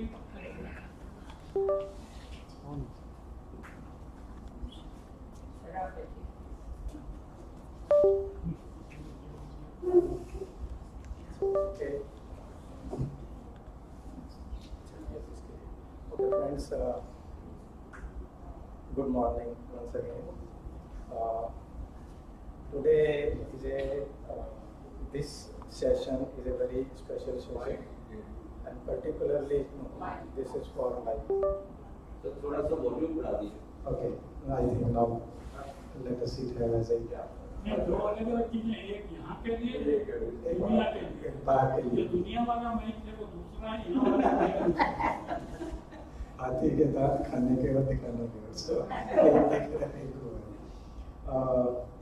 those of you who have been associated with some writing work may be knowing that how difficult it is, and particularly if you have to write a book, it is a very challenging job. And almost it becomes almost a Herculean task if you have to write about someone. And that becomes a super Herculean task if you have to write about someone who is very special. So the most special, most revered among us is Professor Pant. And his life has been a role model for all of us. His achievements, his kind nature, his generosity is all evident to us. He has been guiding us for a very, very long time.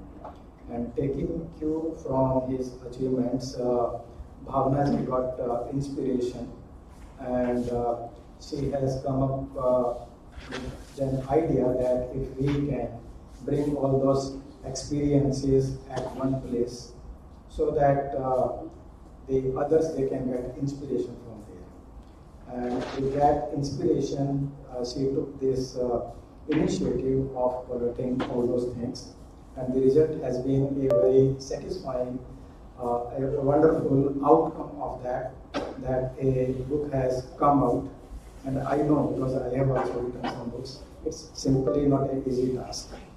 That to compile everything, to bring everything, all those things at one place, and in such a beautiful manner. And I will now request Bhavna ji to say about this book and let us get it released.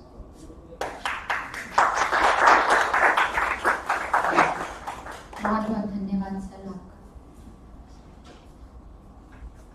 इस क्षण की प्रतीक्षा मुझे बहुत ही curiosity कि वो कौन सा समय होगा जब मैं ये सब दुनिया के सामने जाहिर करूँगी कि मैंने अपने गुरु की महिमा कुछ पन्नों पे लिखी।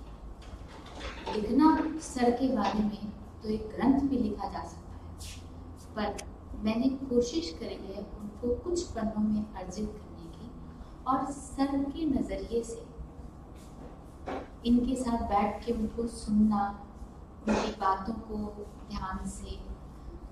कितनी बार मैं इनसे मिली कि मुझे सर बताइए, पहला ड्राफ्ट बना, उसको हमने कैंसिल कर दिया, वैसे नहीं चाहिए, बिकॉज सर का एक विजन था कि मुझे मेरी जो जीवनी है वो ऐसे लिखी जाए। और ये जब शुरू ऐसे हुआ, जब मैं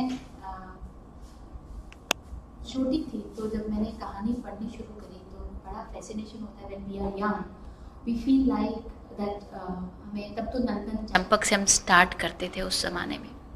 और जब हमने पढ़ते गए और उसके बाद जब थोड़े बड़े हुए, then we started reading books और novels that time, and then we found that there is a author of the book, and they used to tell us that you need to learn the name of the author, and there is a 1 point question also till date. So what has happened that I had this thing in my mind, one day I will be author, and this was there in my mind for so long. Then I met sir in 2011. मैं ये नहीं कहूँगी कि मैंने तब से सोच लिया था. It happened when I thought of starting something. I started thinking that what to start with. Then I asked sir कि sir क्या ऐसा हो सकता है, क्या इसकी संभावना है? तो सर ने मैं सर के सारी बातों को एक जुमले में कहना चाहूँगी कि जिसमें हौसला होगा उसमें हुनर भी होगा, जिसमें हौसला होगा उसमें हुनर भी होगा, और जिसमें कौशल होगा वो सफल भी होगा।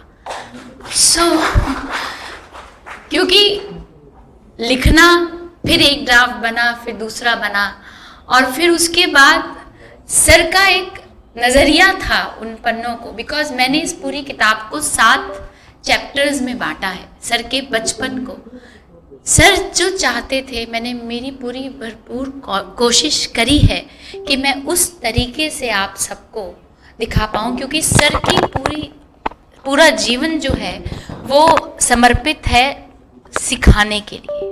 This is what he believe, this is what he follow, and this is what he want all of us to be lifelong learner, and this is what he want me to present in this book, that everyone who will read this book will be able to learn something, will be able to know something, that how to empower ourselves to proceed further. जैसे भी sir ने कहा कि AI multi dimensional है, हमारे sir भी multi dimensional है, इसलिए मैंने कुछ डायमेंशंस को इस किताब में कुछ शब्दों में पिरोया है। और मैं उम्मीद करती हूँ और भगवान से प्रार्थना करती हूँ कि आप सबको ये पसंद आए। एक छोटी सी कोशिश है, अगर मेरी कोई गलती है इसमें, if I have been feeling somewhere, if you found it that there is some flaws in it, so मुझे प्लीज़ माफ़ कीजिएगा। और बहुत बहुत शुक्रिया। यहाँ आज अब इस मंच पर मैं अपने अज़ीज़ लोगों को बुलाना चाहूँगी इस किताब के विमोचन के लिए. So I would like to firstly call my father Shri M.K. Dutta.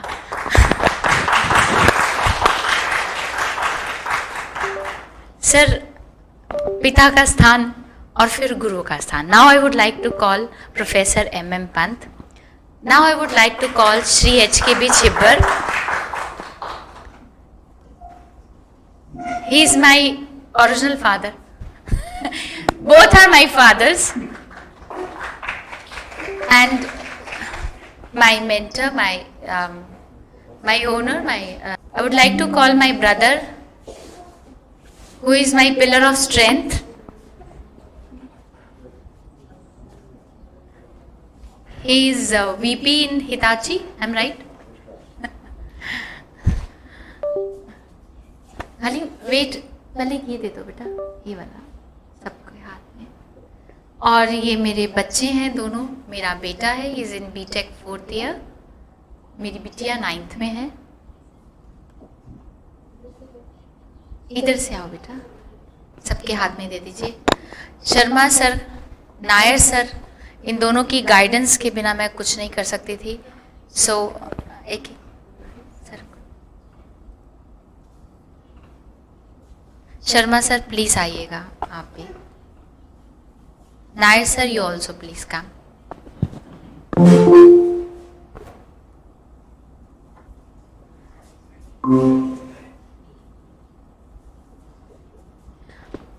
Now I request everyone to please open the book. बेटा हलीन सर को तो हाँ सर, हाँ एक खत्री सर को देना. हाँ लास्ट खत्री सर प्लीज अपने कर कमरों प्लीज.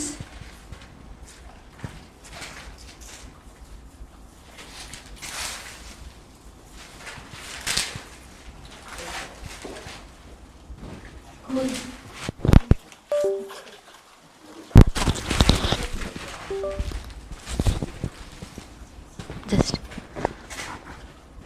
आप भी आ जाओ बेटा. सर आप ये ले लीजिए, उन्होंने तो बेबी ने वहाँ दे दी.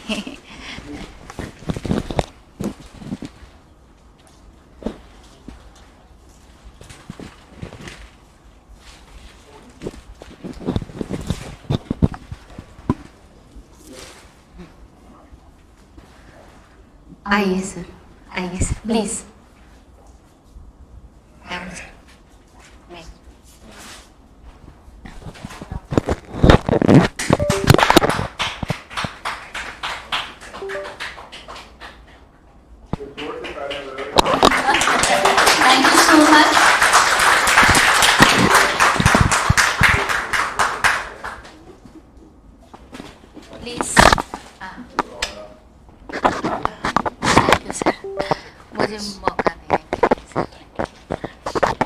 Thank you so much sir.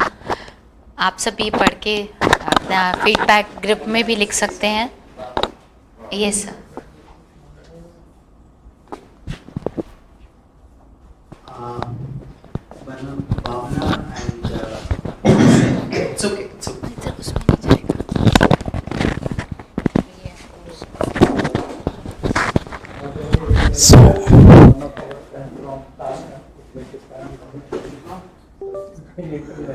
So Bhavana and myself worked together. We were colleagues in the same organization, and from the very beginning when I met her, so I saw her intellectual competency.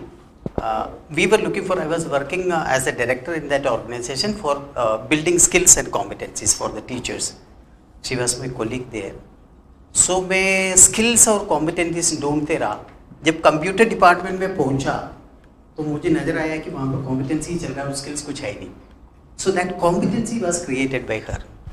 So we have been there. So from that time onwards I have seen her intellectual caliber as well as the way she is analyzing and organizing things in an education. What is required is describing the teachers how to do it, as well as training them in their continuous professional development. So that is something that as an inclination she was having in writing. So we have done lots of work together in documenting things, in analyzing the data, as well as representing the data. All these parameters I have seen. But suddenly I realized that last year onwards, she has got this hidden talent of writing also. As well as coming out with a novel idea is that how to articulate things actually. So there is where she was taking my name. So we have been in touch and I wish you all the best, and this is just the beginning, Bhavna. Yeah, thank you, sir. Sir ke bare mein to I cannot say anything now. The book will tell you. Just a glimpse of it. I know sir for last 10 years now almost. Okay, so I am always following him as my guru also, is that. But when a book is published, it all goes to the efforts of the author. And like Sharmaji said that it is Guru's Guru. So we are very junior to talk about the Mahaguru who is there in the picture and photograph and in the documents. I feel honored. Thank you so much for all of you. This is the first time in this hall I am seeing that kursiyon ki kami pad gayi. 10 kursi mere ko bahar se lana pada abhi. So that's a great thing. So that is how you are wanted, Pavana. Wish you all the very best of luck. Thank you so much. I'd like just to add a few words. Sir, please understand. I'm Bhavna's cousin, and it's okay. It's okay. It's getting recorded. So I'm her cousin, and it's absolute honor and privilege to be standing here on this very pious occasion, I should say. She's a self-made woman. I mean, हम सभी बहुत humble beginning से start किया हमने, and today it's almost I'm pinching myself कि भावना ने एक दिन सोचा था कि ये author बनेगी, and what better occasion and what better person to write about. I really feel happy and proud as a brother that she's come to this stage, and आज ये भी पता लग गया कि गुरुजी ऐसे हैं तभी भावना ऐसी है, and it's an honor, sir, and it's a privilege. Thank you everyone who came and has encouraged the family as well as Bhavna in particular.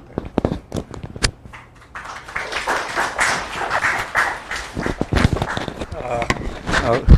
Can we listen from our friend from Uzbekistan? Parveen, you hear us? Sir. Yes, wonderful. Please go ahead. Yes, we can hear you clearly. Sir, thank you. Thank you. So, now, this was a question for you. बोलना चाहे तो mic दे सकते So, namaste to everyone. I decided to talk about Bhavna and it was really possible. Otherwise, it was a quite giant task to know Pant, and everyone knows in the way that he exposes himself in limit and limitless as well.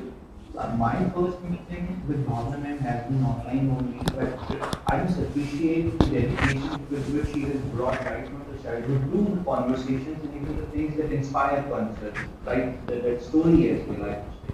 So Bhavna ma'am, thank you, salute to you for making it possible, and not just me, but even my children and the students in the classes will also stay thankful to you because you have brought things about such a person who is an institution in himself, and saying this thing, I would say that like an encyclopedia who changes the paradigm of understanding. I remember two things from Pant's side. He is a completely no-nonsense person. You manage those WhatsApp groups, and I used to ask Professor Sharma, is he himself managing? Because there's a huge team.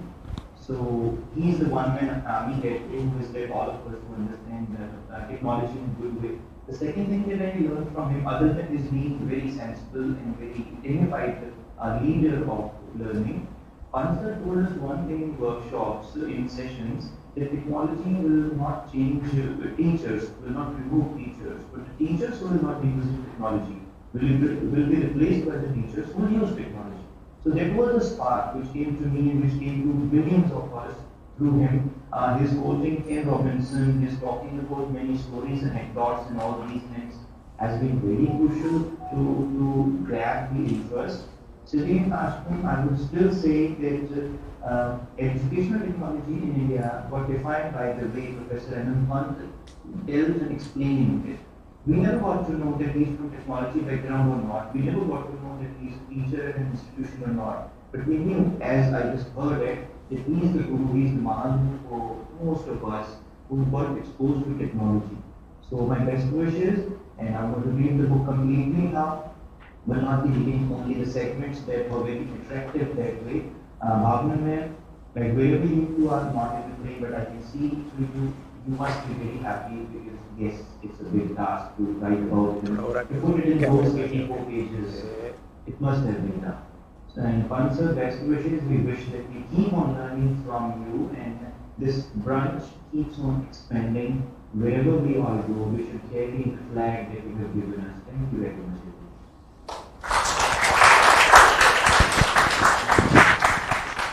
Thank you, Praveen. Thank you so much for joining us. Time-wise, Tashkent is only 30 minutes behind India time, so it was okay.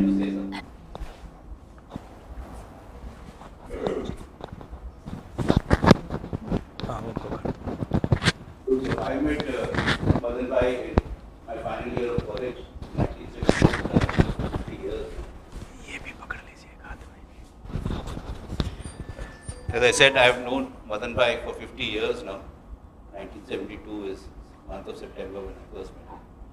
He is my very dear classmate, Manoj Pant's first cousin. So, we've been connecting, we've been disconnecting, connecting, disconnecting, but since 2016 again we are very connected. And it's a pleasure to meet him every time. I learn so much from him. And more than anything else, that tickle is there to learn more and more and more and more. So he is an inspiration to all of us. Definitely, I would like to stay connected not only in this world but in the next world when we move on to that world. Thank you, sir.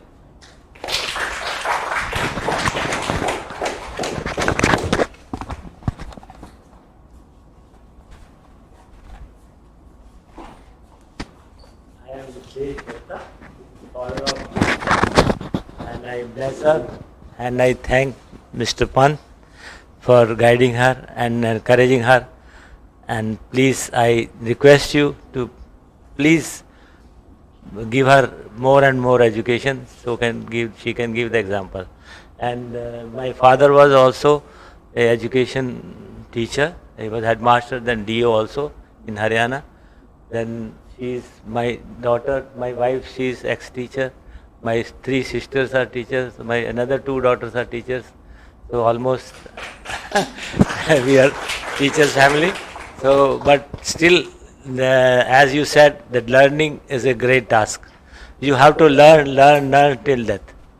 So learning is a great task. And if you follow good teachers, then you can earn something and you can teach somebody. That is a way of life. If you don't guide the society, they are going to ditch, I can say. So teachers are the best guide, I can say, in this universe. Thank you very much. So, and I am proud of.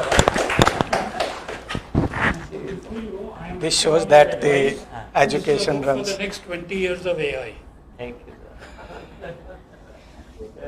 sir. Thank you, sir. इसका battery खत्म हो गया. This proves that education runs in the genes. Okay. इसका battery. Okay. Now, anything else?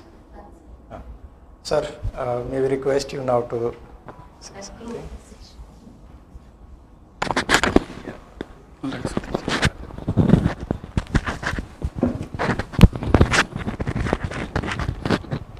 Well, I think the most important thing is that I have to thank Bhavna for making this happen. It's purely volunteer work on her behalf, and I think she took the initiative to say, I want to do something like that. And the narrative that I want to give in this is not that he was born on 2nd October such and such a place, etc., but more about learning. And this morning itself, when Vishal Singhal met me, his whole conversation was that people don't want to learn. And the idea of this book is, and she was at one time a little apologetic that this is a very small book. So I said, no, we don't want to give a 400, 500 page book. But what that book does is to help people understand that learning is important and useful. It's also a very important book for parents. So what is there is, although it is my biography, it is more about my parents and my immediate environment which supported me to become an interesting learner. And there's a one very interesting episode there, and it's about when I was 10 or 11. My father took me to what is called the Bureau of Psychology and got an IQ test done. And this is 1957. How many parents go and find out about their children's abilities today? They all want to send them to IIT. But what is the child capable of? What is the child's interest? What is the child's potential? They want to look at it. And they do all kinds of tests. Some other fellow will come and give all tests, blood tests, urine tests, creatine tests, this, that. But what is the person's cognitive disposition? They have no idea. Is the child developing emotionally well? So one of the important sentences in that report is about the social and emotional development of the child. And then they're suddenly surprised when a young person commits suicide. They never bother whether the child was developing emotionally or not, socially or not. So my key message there is, for parents, take an interest in your child's development. And the often word used is holistic development. Don't just go by the grade cards, etc., but look at what the child is about. So in a sense, and I think she has captured it very well, I've referred to some of my teachers who have inspired me from the university level, from this level, all that level. So the whole thing is basically an exhortation to people to take a greater interest in their own learning and the learning of their children and whoever they are responsible for. And I must say, Bhavna has done a great job of it. It has come out very well. She's a bit of a problem that the number of copies she expected to get this morning didn't happen. So there are fewer copies. So some of you may not get the printed copies, but you leave your information with Bhavna. She will organize to do it. Those of you who are happy to have an electronic version and can do a printing yourself, will be very happy to share the electronic version, and so on and so forth. So once again, thanks to Bhavna for this, and to Dr. Ramesh Sharma for telling us how to make this an open source and no copyright, etc., so that this can be liberally distributed. The idea is not, see, ordinarily the first thing is the author's copyright. So the author's copyright is there, but it is open to Creative Commons license, so people can, so they will acknowledge that we are from that book, but no money has to be paid. So I hope this will in due course impact a lot of people, affect a lot of people. Anybody who's interested in copies of this can write to Bhavna and she will be able to organize whether they want electronic or a print and paper copy. So we'll take a break now, we'll move for tea, coffee, and then we'll have this rest of the session after that. Yes, Bhupesh. Let us have a discussion by Bhavna.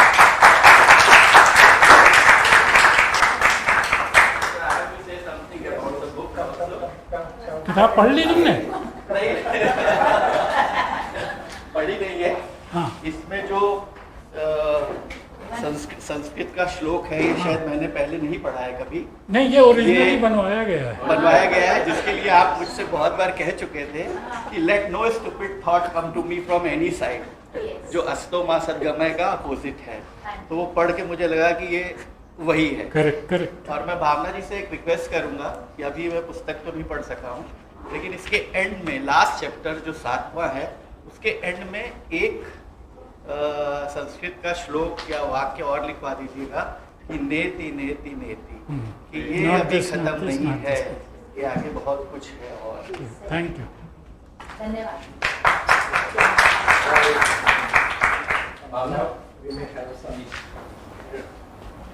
We may have some. Before you say something, there is some question which I have for you. Yes, sir. You discovered Professor Pant, or Professor Pant discovered you. Now you have to. Because since you are speaking, I thought I'll pose this question. You discovered him or he discovered you? Sir ये वो गाड़ी है जिसके दोनों पहिए चलने एक साथ बहुत जरूरी थे। अगर ये मुझे ना जानते और मैं इन्हें ना जानती तो ये किताब आज यहाँ मंच पे ना होती, क्योंकि उनको मेरी क्षमता जानने की मैं ये लिख सकती हूँ या नहीं ये भी बहुत जरूरी था, और मुझे उनके बारे में जानना कि मुझे क्या लिखना है और कैसे प्रस्तुत करना है। आपने डिस्कवरी कैसे की? आपने भावना की डिस्कवरी कैसे? सर वो शायद प्रभु की इच्छा हम कह सकते हैं, क्योंकि वो ऐसा होता है कि वो अपना इशारा करता है, and the god give you the permission for that reason, and god is the when we met that day regarding that there is one book, Alchemist. Yeah. And in that he says that all universe conspire some good things Yes. to happen. Yes, In yes. this case, this discovery has happened because some God's intervention, sir. Yes. Yes, yes. करूंगा। ओशो कहते थे कि जब शिष्य तैयार होता है तो गुरु प्रकट हो जाता है। शिष्य हाँ। This is attributed to Lord Buddha also, although nobody has been able to find the quotation. He had said that when the student is ready, the teacher will appear. And the teacher need not be a human teacher. तो हमारा legend है दत्तात्रेय के 24 गुरु। उस 24 गुरु में से एक Python था, आज पाइथन लैंग्वेज भी लोग सीखने में लगे हुए हैं। ठीक है रहने इसको हाँ जी, थैंक यू सो बाहर मच। रख लो तो I want to say something. This is also the principle followed by Ashok Chauhan of Amity. When the student is ready with the fees, the teacher will pay. वो announce कर देता है course, लड़के आ जाते हैं, फीस भर देते हैं, फिर ढूंढता है कौन पढ़ाएगा।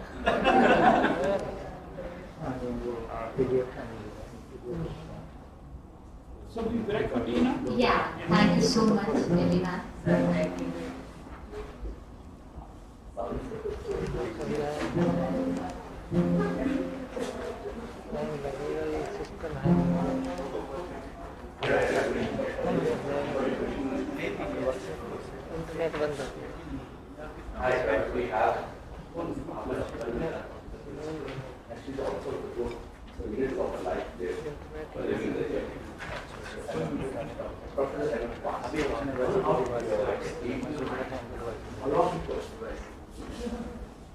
We started our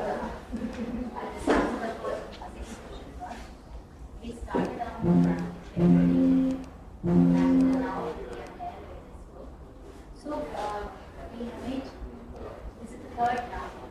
The service vision was something. So the idea how it came was he is the one who inspired to all the human beings. So he's a mentor of mine. And I don't know, I just, I was inspired.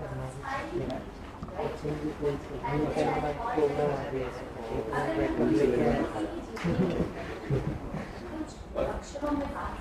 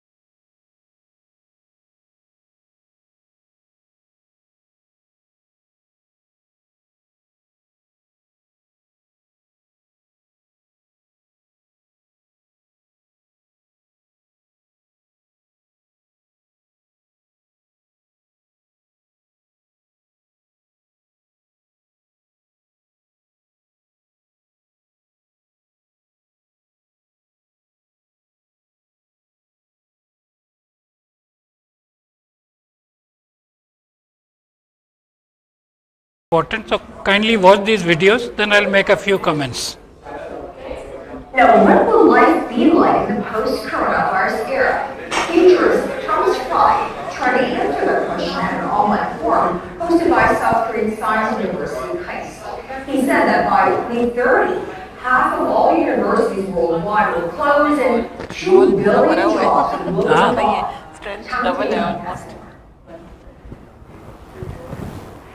The coronavirus outbreak has brought more economic losses than World War II. Its impact has been felt across the world, and life will be very different after COVID-19. Futurist Thomas Fry of the Da Vinci Institute participated in a global forum held by Korea Advanced Institute of Science and Technology to talk about the near future. Fry predicted large changes in education and the job market. He said that half of all universities will be permanently closed by 2030. Also, artificial intelligence will be used as the fastest way to teach students. Completing a 4-year college degree in 1 to 2 months will be entirely possible with this new form of AI learning systems. By creating high-speed AI learning systems, we remove all of our past limitations. In 10 years, the largest company on the internet will be an education-based company we haven't heard of yet. And there will be the biggest job transition in history. This will include new jobs, new businesses, and living in new houses and new cities. People are leaving the inner cities, afraid of contact with others, and are starting to work from home. In Fry's book, he claims that 2 million jobs, including drivers and pharmacists, will disappear by 2030. However, it means that there will be new jobs to replace those positions, and the challenge is to upgrade the workforce to match the labor demand in the future. 장태현, 아리랑 뉴스.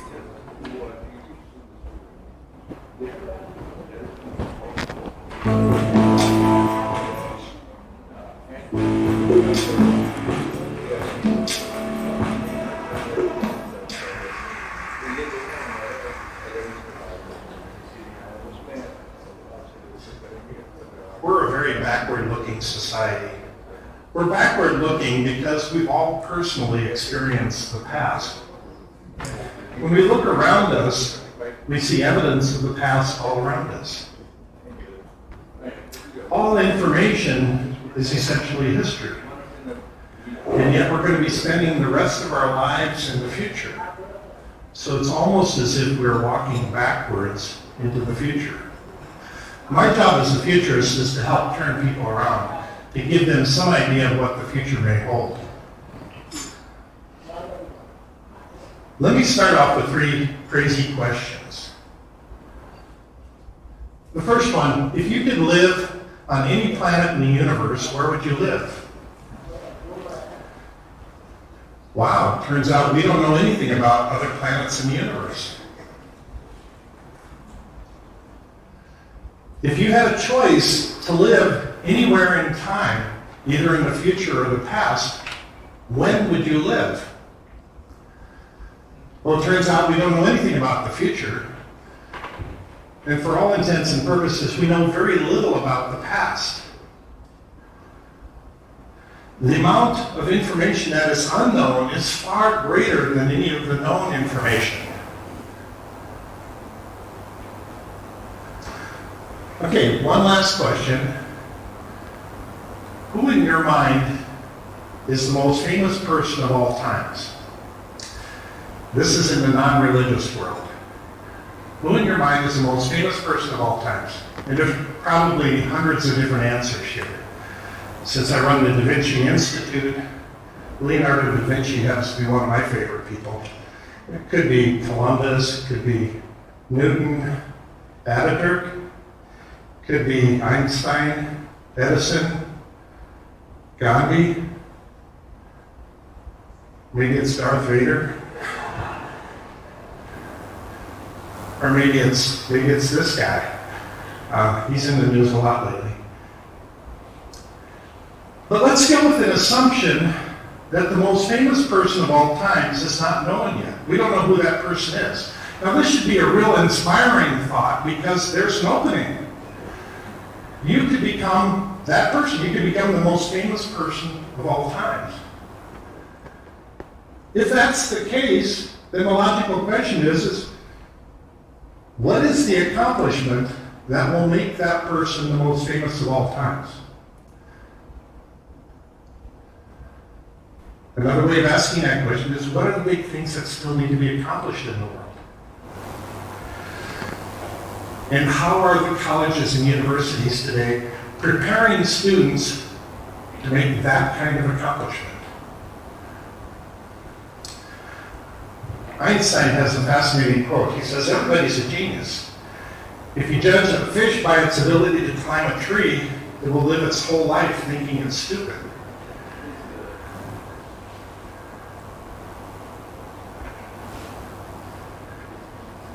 Two researchers at the University of Southern California did a study in 2009. They looked at all of the information we have coming into us on a daily basis, and they did something kind of interesting. They put it all into one common denominator: words. How many words do we have coming into our heads every day? It turns out in the United States, this is the number. The average person in the United States in 2009 had 100,500 words coming into their heads every day. The average person in the United States, and this is similar in a lot of other countries, is consuming information 11.8 hours a day, and that number is going up 2.6% every year. The logical question then is, where are all these words coming from? Well, it turns out that 41% is coming from television, 27% is coming from computers, 11% from radio, and 9% from print media. And incidentally, that's down from 26% back in 1960, and lesser amounts from other forms of media.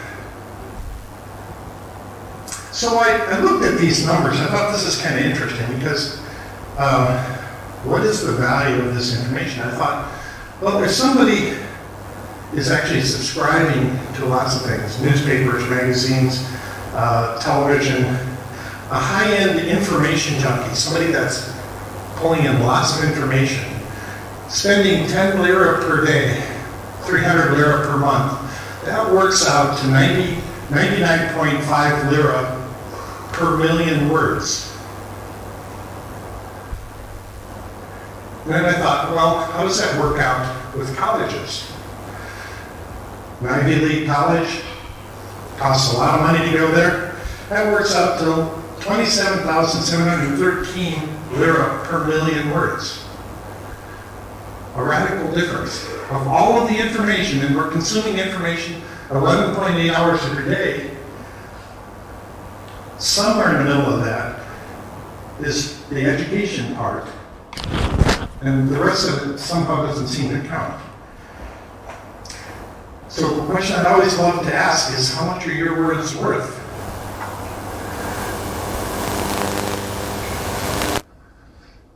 By 2022, within the next 10 years, we're going to see a tremendous amount of jobs go away. And these are all because of automation. We're creating things in much more automated fashion. 1 billion jobs are going to go away within the next 10 years. That's 1 out of every 4 jobs in the world. By 2030, that number will grow to 2 billion jobs will disappear.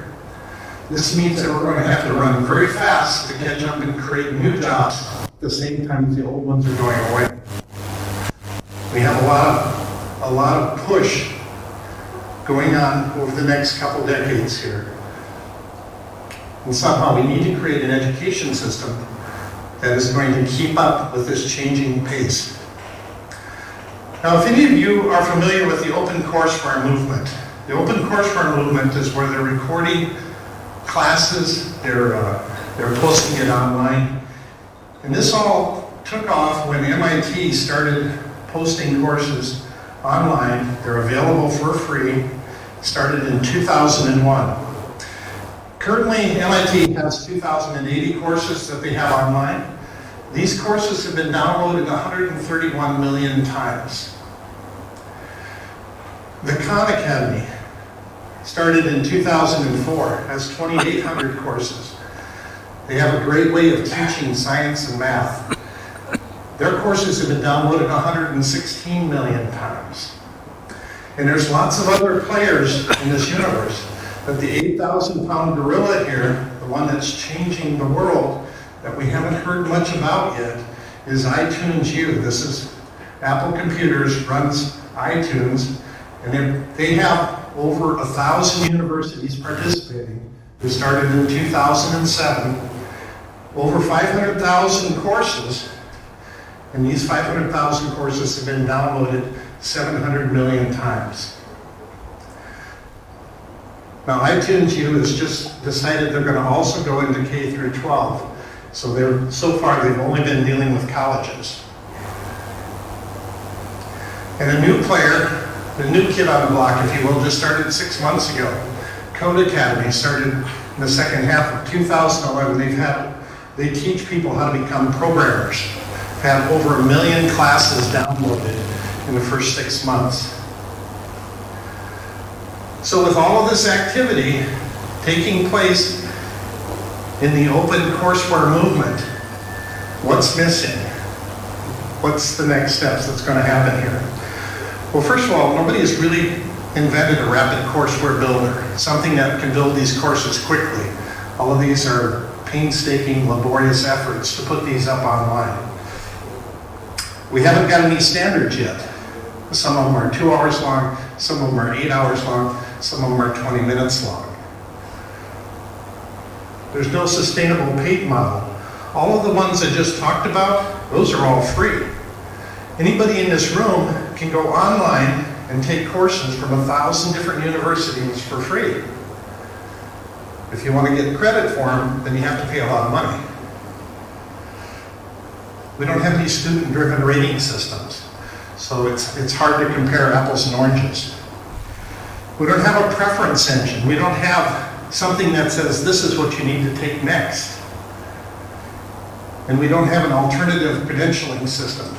College credits give colleges the advantage, and that's where that's all working.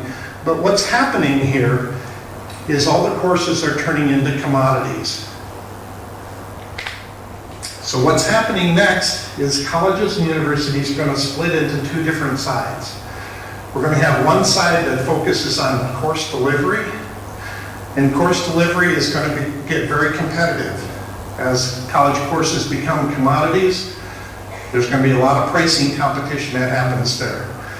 The other side of the equation is colleges that will focus on knowledge creation, research institutions, and new types of knowledge creation.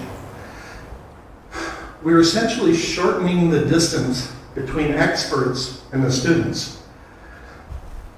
In the past, you might have only had 2 or 3 experts in the world.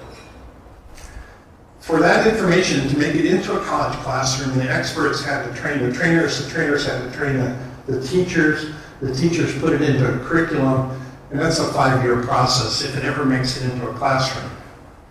Now, we can create courseware, and suddenly, students have access to it instantly. So, on the course delivery colleges in the future, these are 8 things you won't find.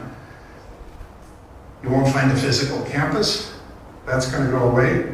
You won't find dormitories. You won't find expensive textbooks.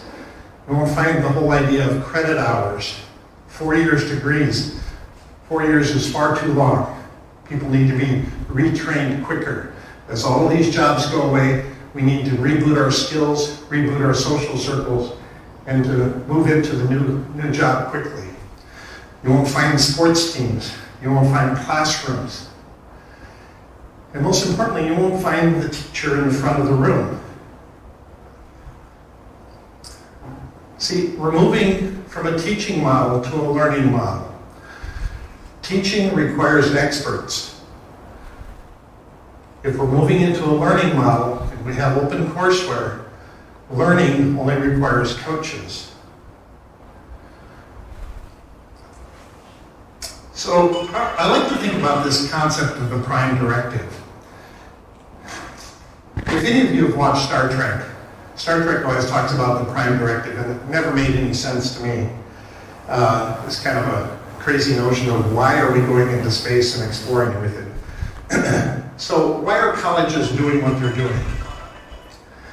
In the past, colleges are doing what they're doing because education has been this process by which society deliberately transmits its accumulated knowledge, skills, and values from one generation to the next.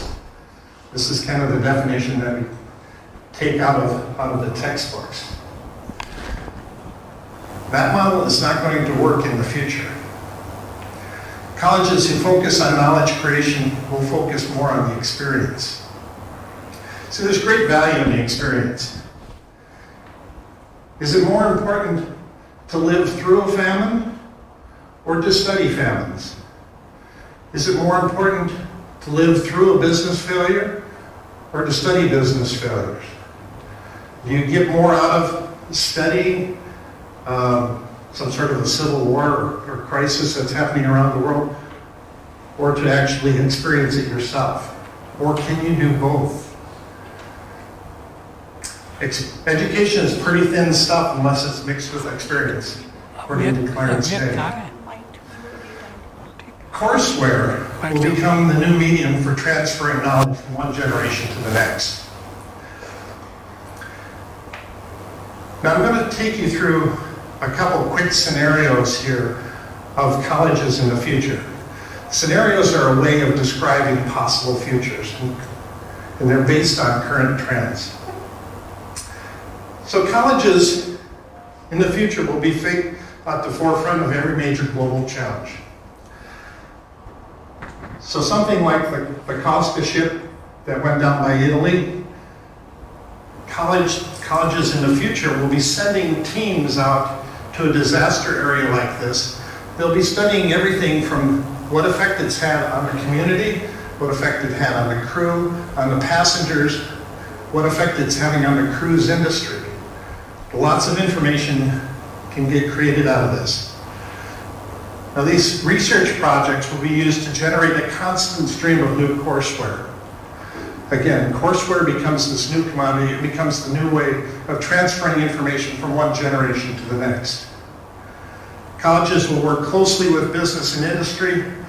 They're going to solve problems, they're going to create new products, and create a lot of courseware that goes along with that. College campuses, we won't need the big expansive campuses that we have today. They're going to transition more into educational colonies. Educational colonies is it's a group of entities that work together on the same thing, but it won't all be under one umbrella. Educational colonies will create lifelong memberships with all the members, people that are participating in it. Along with this lifetime membership colleges will start experimenting with higher and higher achievement levels. People that can get PhDs or master's degrees, those are going to be junior level achievements in the future, because people are going to be learning their entire lifetime. We have lots of challenges in the future. The more technology we start using, the more we're dependent on that, the more breaking points we're going to have. Our current systems are collapsing at a record pace. We're moving from national systems to global systems, and things are breaking down all around us. The future will be our greatest adversary. The battles that lie ahead will test us on every conceivable level. We need to prepare people for an entirely new battlefield. In short, colleges need to create a better grade of human. So rather than having a prime directive of education as a process by which society transmits accumulated knowledge from one generation to the next, I would like to propose a new prime directive for colleges and universities. The new prime directive I propose is preparing humanity for worlds unknown, preparing minds for thoughts unthinkable, and preparing our resolve for struggles unimaginable. And with that, I'd like to thank you for having me here today. Thank you.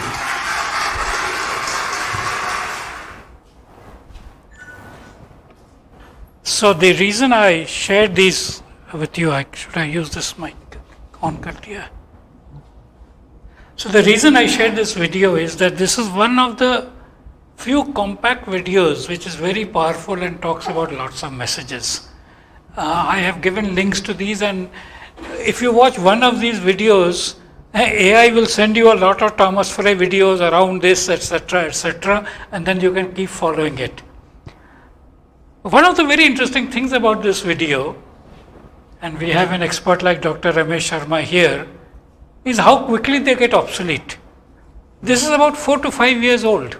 For many people, this will be completely new, leading edge stuff. But for Ramesh Sharma, this is already old. If you look at what MIT courseware today is, huge. What Open courseware today is, huge. He talked about iTunes University as something great. It is over. iTunes University has closed down. And he was saying this is not going to go into school education. It's closed down because what Apple realized was you learn more from apps and other kind of things than iTunes University. So that's okay. This is what the point is, that in 4 to 5 years, things change completely. In the earlier video, he said that universities will close in about 10 years. But one of the things about new changes are that they are also going to be short-lived. And if you remember in Alice in Wonderland, there was the famous phrase, we have to keep doing all the running to be in the same place. That is what is going to happen. So we are going to see a thing which is going to change very fast.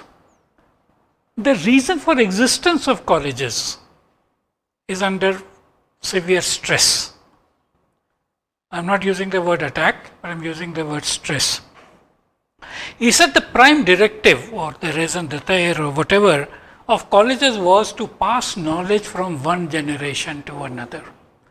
I used to say this very dramatically in my talks, that I did my MSc Physics in 1964 to 1966 and did fairly well. But I could use the notes of my uncle who did MSc Physics from the same university from 1942 to 1944. And I taught that not only in India, but in Canada when I was teaching in University of Western Ontario, because things were not changing. What was called modern physics remained modern physics for 50 years, 100 years, whatever. And therefore the point was that you are telling the next generation to become aware of it. Communication technology was very limited. We did not even have Xeroxing, photocopying, so you really had to learn, and our generation they had to memorize because you could not be looking at the board and the notes and everything and then doing that. So good teachers of our generation were those who had good memory. So there, you remember machine learning definition, I can still tell you pi is 3.14159.265, log pi is 0.4972, square root 2 is 1.414, square root 3 is 1.732, and so many things. Because that was the only thing that we could do. But today, why would I want to do that? By the time I say pi is 3.14159, you will put it and say, I have got it to 33 places. Now what do we do? Now what do we do is becoming the challenge of education.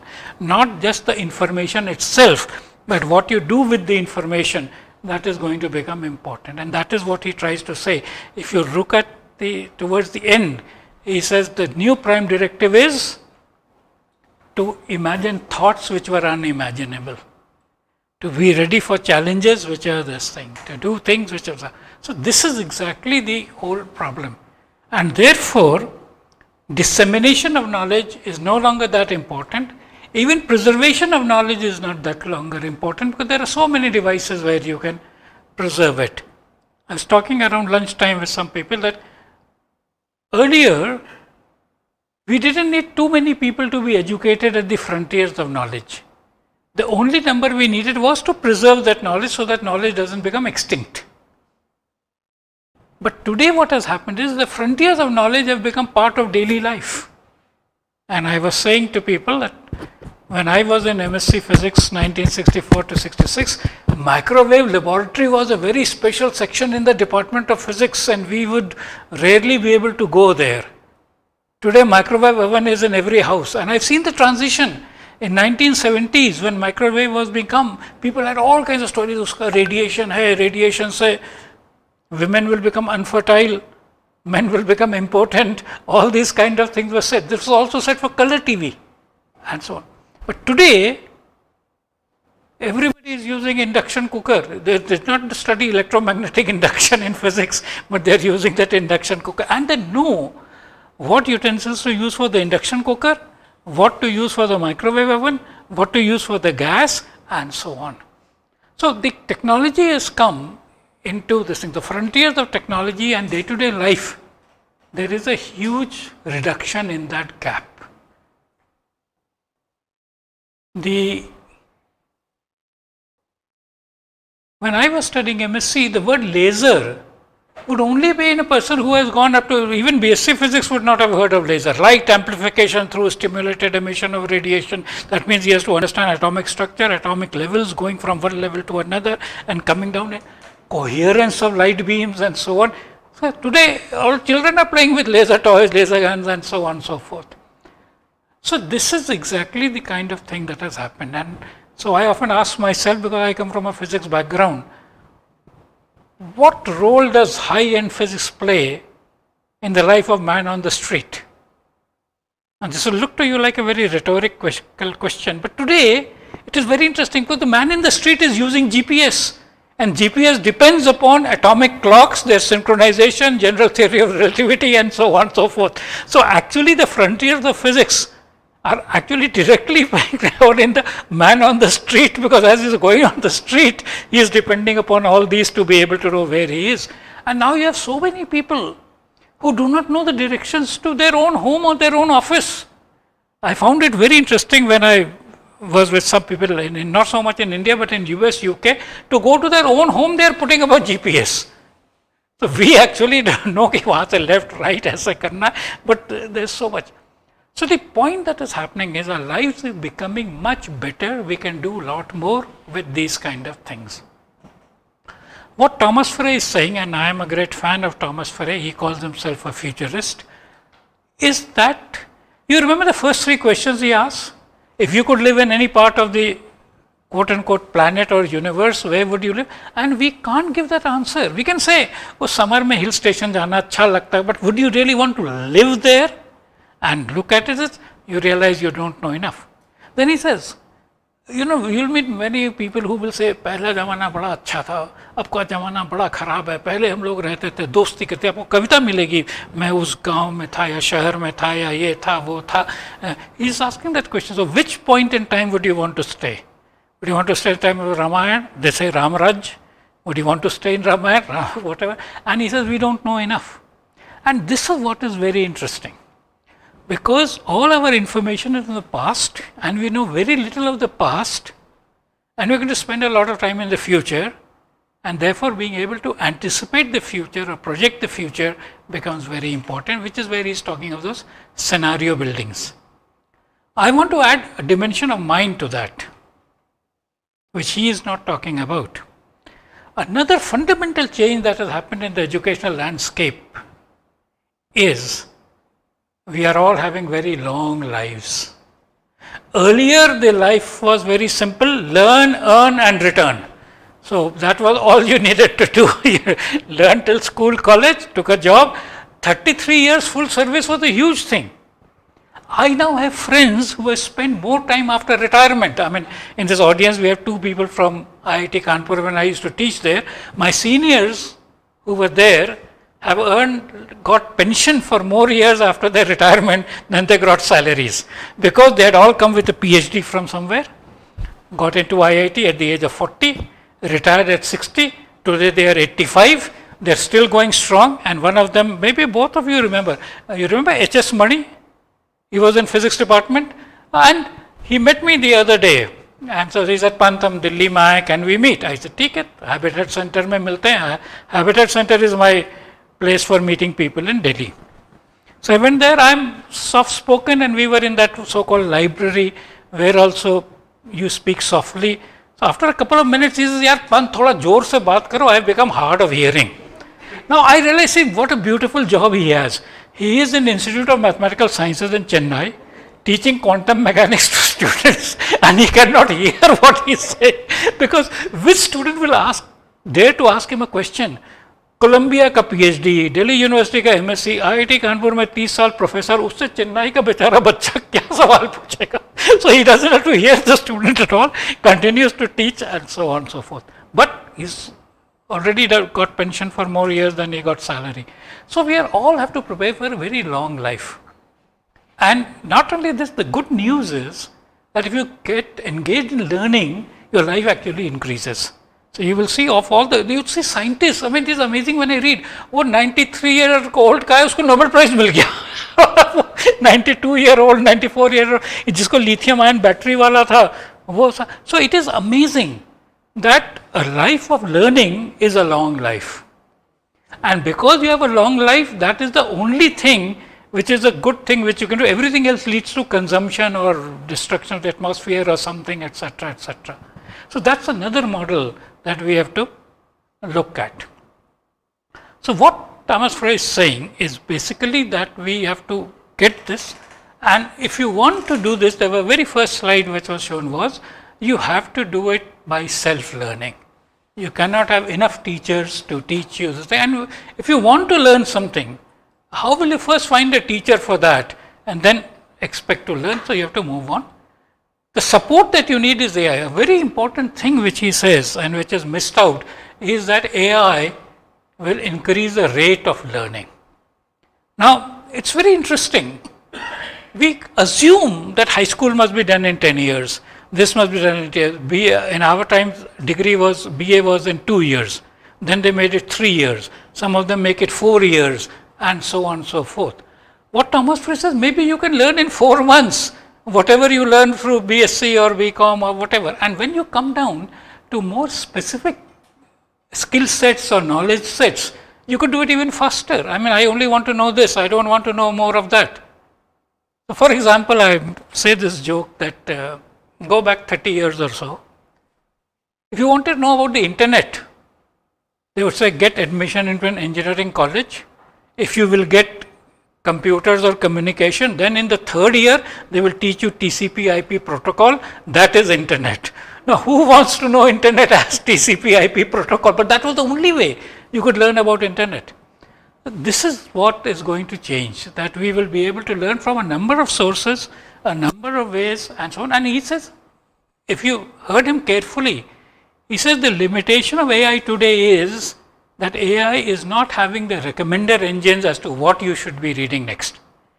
So they are available for other things. Netflix में है, Amazon में है, इसमें है, education में नहीं है. That if you saw this Thomas Frey video, what next should you be looking at? So once educators get into this, and from a learning perspective, create learning pathways for you, they will do 2 things. One, overcome the barriers that you have. कि आप चले गए सीखने neuroplasticity, वो कहीं से कहेगा चुपे से बेटा पहले ग्राफ थ्योरी सीख लो, this all connected neurons that we are talking about, ये सिर्फ हवा में डिस्क्राइब करने से काम नहीं चलेगा. So this is what is going to be there. This is where he says that the biggest education company will be that which has solved this. Now, just like a doctor looks at a patient for his health considerations and looks at all kinds of things, if you look at a doctor today, it is no longer just prescribing medicine. He will suggest you a diet, he will suggest you an exercise regime. He may, in fact, doctors are sometimes even suggesting do meditation, etc. Similarly, that educator will look after everything, not just how to pass the board exam. Is your cognitive development happening in the right way or not? And once AI takes over charge, it will be able to do so.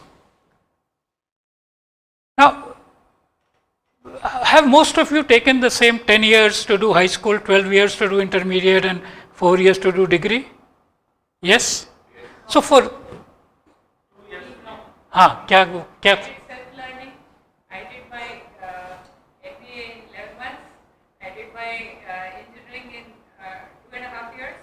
So, no, engineering 2.5 years from a regular institution.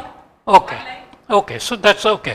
So that's one thing. So the point is, this is exactly the interesting thing, that while the majority traditional thing took a certain amount of time, she used a different path and took less amount of time. Basically what we are saying is, you could have learned the same stuff in a shorter amount of time. Yeah. Huh. So as you mentioned, one part is learning in terms of say hard skills, the science of whatever we are talking about. Other is the soft skills part. With duration, if I'm spending say, I am part of it with course and participate in kind of educational system. There's certain amount of soft skills also which kind of get Yeah, but soft skills can also be accelerated. Sit down. See, the point is, you remember I talked about this issue about science. So once you take a scientific approach and you reconstruct what soft skills are, then you can pick up each of them and develop them this thing. See, take language for example. Normally if you are not into language specialty teaching, you will say uska English अच्छा है, उसका हिंदी हम कहते भूपेश का हिंदी बहुत अच्छा है, ये है वो है. But if you are in the English language teaching, you will break that into reading, writing, listening, speaking and say ये कैसा. Then in each of them you will further be able to go and say इसका vocabulary अच्छा है, इसका spelling अच्छा है, इसका construction अच्छा है, इसका idioms अच्छा है, इसका part of speech, इसका quality of writing अच्छा है and so on. So the whole idea of an objective approach or management approach is to break all these things. So you can say he is a very fluent speaker, but he uses a very limited vocabulary. Or he uses Shashi Tharoor's vocabulary, which nobody else can understand. But so the point is, this is what, so all soft skills are like that. But I am tempted to share a joke. You might like to react, but if you were not joking, what were you doing so far? So anyway, we all say empathy is a very important skill to develop. And there's an interesting subtle difference between sympathy and empathy. And this is best said in Hindi, because in Hindi, sympathy is sahanubhuti and empathy is samanubhuti. Now to make this distinction clear, you can either keep on playing with words or I will tell you a story. So here is a young man, something has happened to him and the poor chap is hospitalized for a week. You are a good friend of his, you understand what he is. So if you have sympathy for him, you will go to visit him in a hospital with what? Fruits, this, that, whatever. But if you have empathy with him, what will you go with? A bottle, some chicken, some this thing, because you know what is going on in his mind. This is what he is looking for. Fruits is not what he is looking for. He said, एक हफ्ता हो गया, कोई दोस्त नहीं आया, कोई दारू नहीं पी, कुछ नहीं किया. That is the difference between empathy and sympathy. So soft skills is something which you do. We often say, see, when you say it takes time, it is the normal way in which it does. So cooking takes time until you use a pressure cooker to expedite it. Similarly, learning takes time when you allow all the mistakes and diversion and distractions to happen. Traveling takes time if you don't have a GPS to say you will take all kinds of wrong paths and then go there. The idea of a designed knowledge experience is to remove all those things. In learning, of course, sometimes creating cognitive barriers is important, because that is when learning happens. If you make it very easy to go to the goal, then learning may not happen. So that is another aspect of it. ठीक है? So you agree कि soft skills भी सिखाया जा सकता है. So the point is that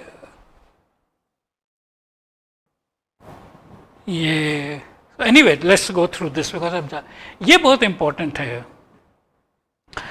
This is a story about Albert Einstein, and you should not be surprised knowing that I am from a physics background. The story is that he used to teach in Institute of Advanced Study, University of Princeton, New Jersey. Institute of Advanced Study is a great institute full of Nobel laureates and so on, and he was teaching physics students. At the end of the session, it is time to take exams, and this is the year 1905. So no computers, no laser printers, etc., but typewriters were there.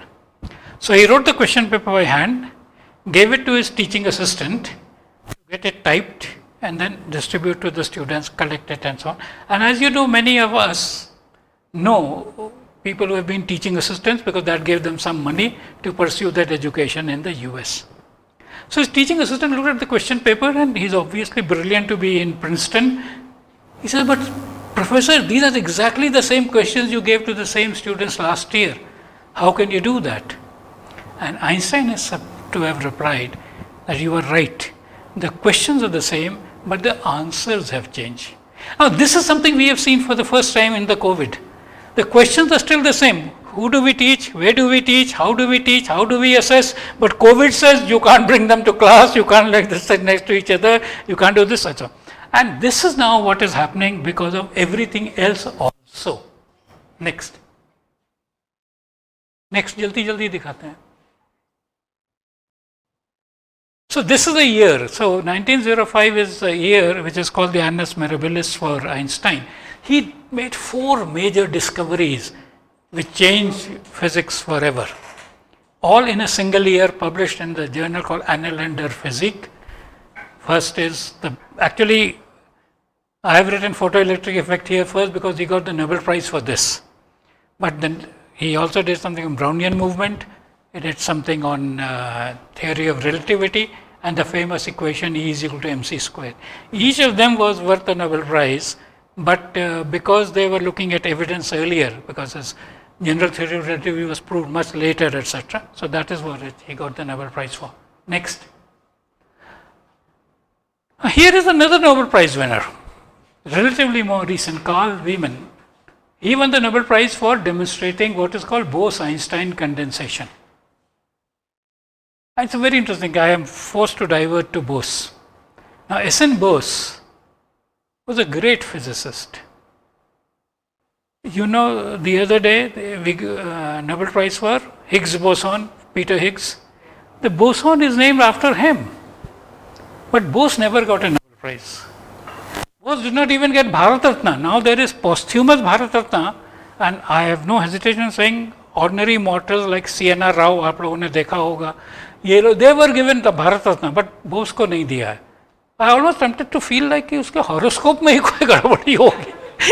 See, everybody, Einstein acknowledged him. It's called Bose-Einstein statistics.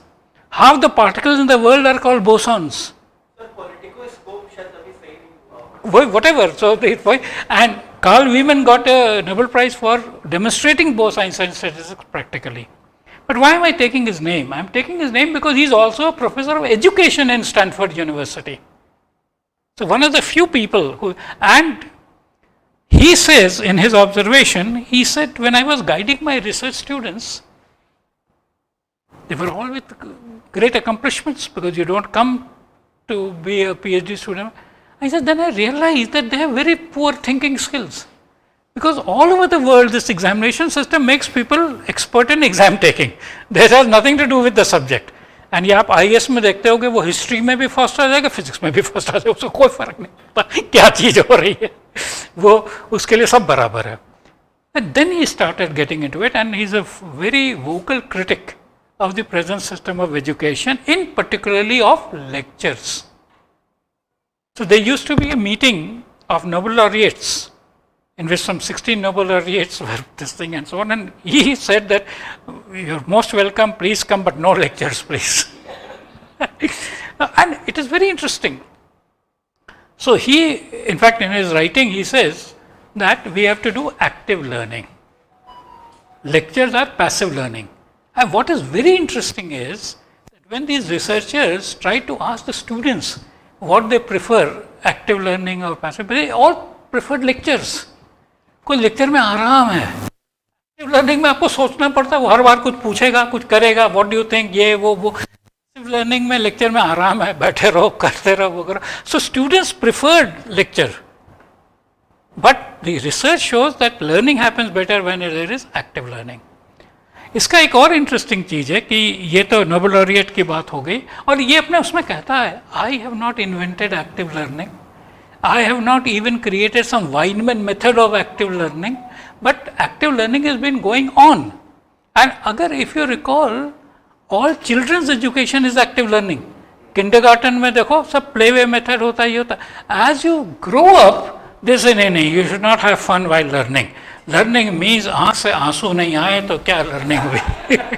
और खासकर अगर maths और physics का teacher है, वो तो जब तक आपको रुलाने दे तब तक उसको लगता नहीं कि मैंने कुछ पढ़ाया. There's another interesting thing.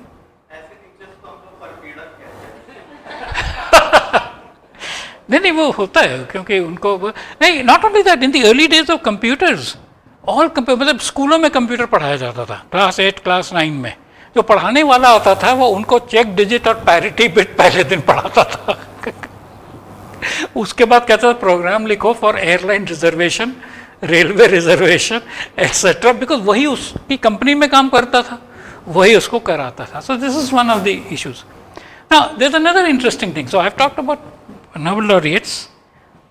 There's another interesting person, Salman Khan.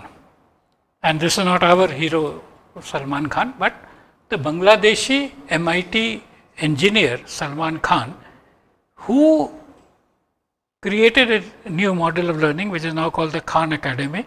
He has a very nice book, which I recommend all of you to read, called The One World Schoolhouse. उसमें वो कहानी सुनाता है कि he is a Bangladeshi, came to MIT, had a good job, etc. Now, Bangladeshi like us have extended families.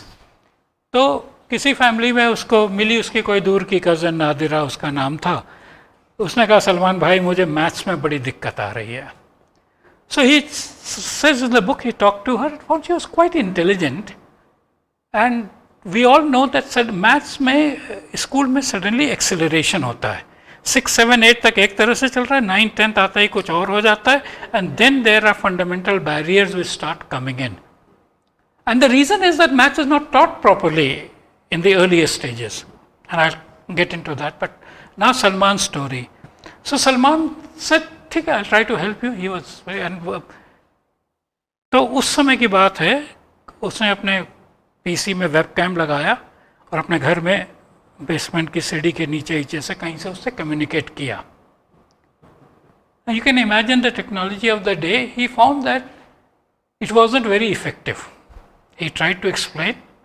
Wasn't very effective and there is a very important lesson here on further reflection he realise that the two were on different wavelengths ये MIT का पास सलमान खान वो बेचारी school में struggler class 8 की लड़की pace did not match. And then it occurred to him that instead of trying to speak live, why don't I make a recording of it and send to her so that she can play back at multiple times, she understands. And he did that. It's so interesting. हम लोग live lecture को बहुत अच्छा मानते हैं. Live is actually harmful because unless the two frequencies match, no knowledge transfer is happening. Then he made these short videos. And then somebody suggested to him, I think उसी ने suggest किया इसको आप यूट्यूब में डाल दीजिए तो मेरी दोस्त भी देख लेंगे so he put it on YouTube and as they say in all these famous stories Bill Gates was looking for some maths thing for his son so he saw these he liked it very much उसने फिर सलमान खान के ऊपर हाथ रखा and that is how Salman Khan became so big and it is very I tell of people I said कोई और चीज़ नहीं है जिसमें तुम्हारा बच्चा बिल गेट्स के बच्चे के बराबर हो सकता है यही एक चीज़ है कि वो भी खान एकेडमी से पढ़ा था तुम भी खान एकेडमी से पढ़ लो लेकिन लोग पढ़ते नहीं हैं वो अभी ट्यूशन सेंटर में जाके कितने हज़ार रुपया घंटे देके करते हैं but there is something more very interesting about this thing so Salman Khan videos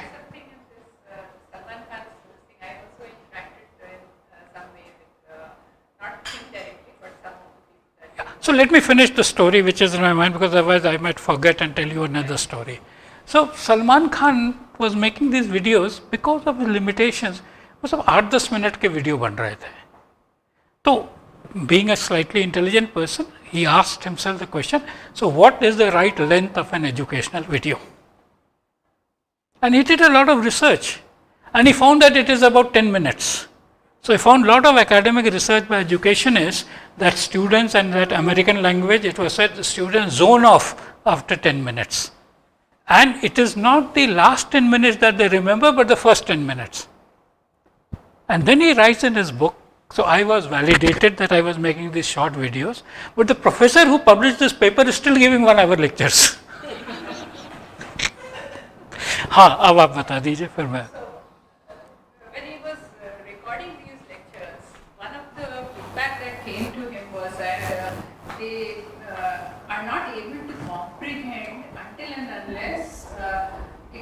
written down somewhere.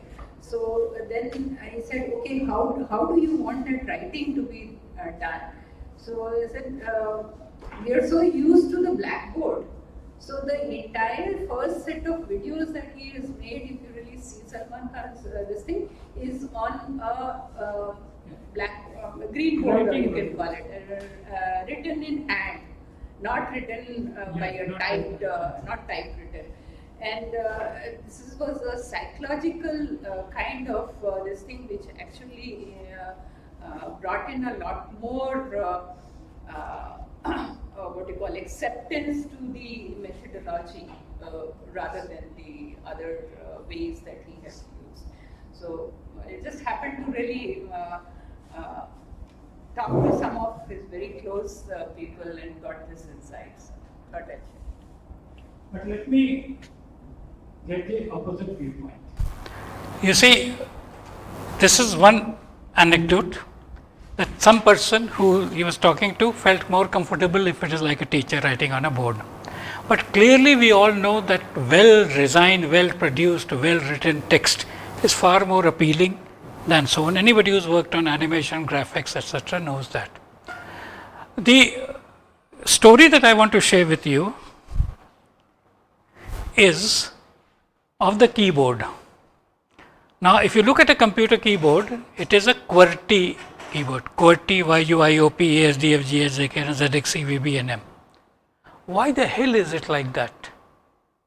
It is like that because the typewriter keyboard was like that.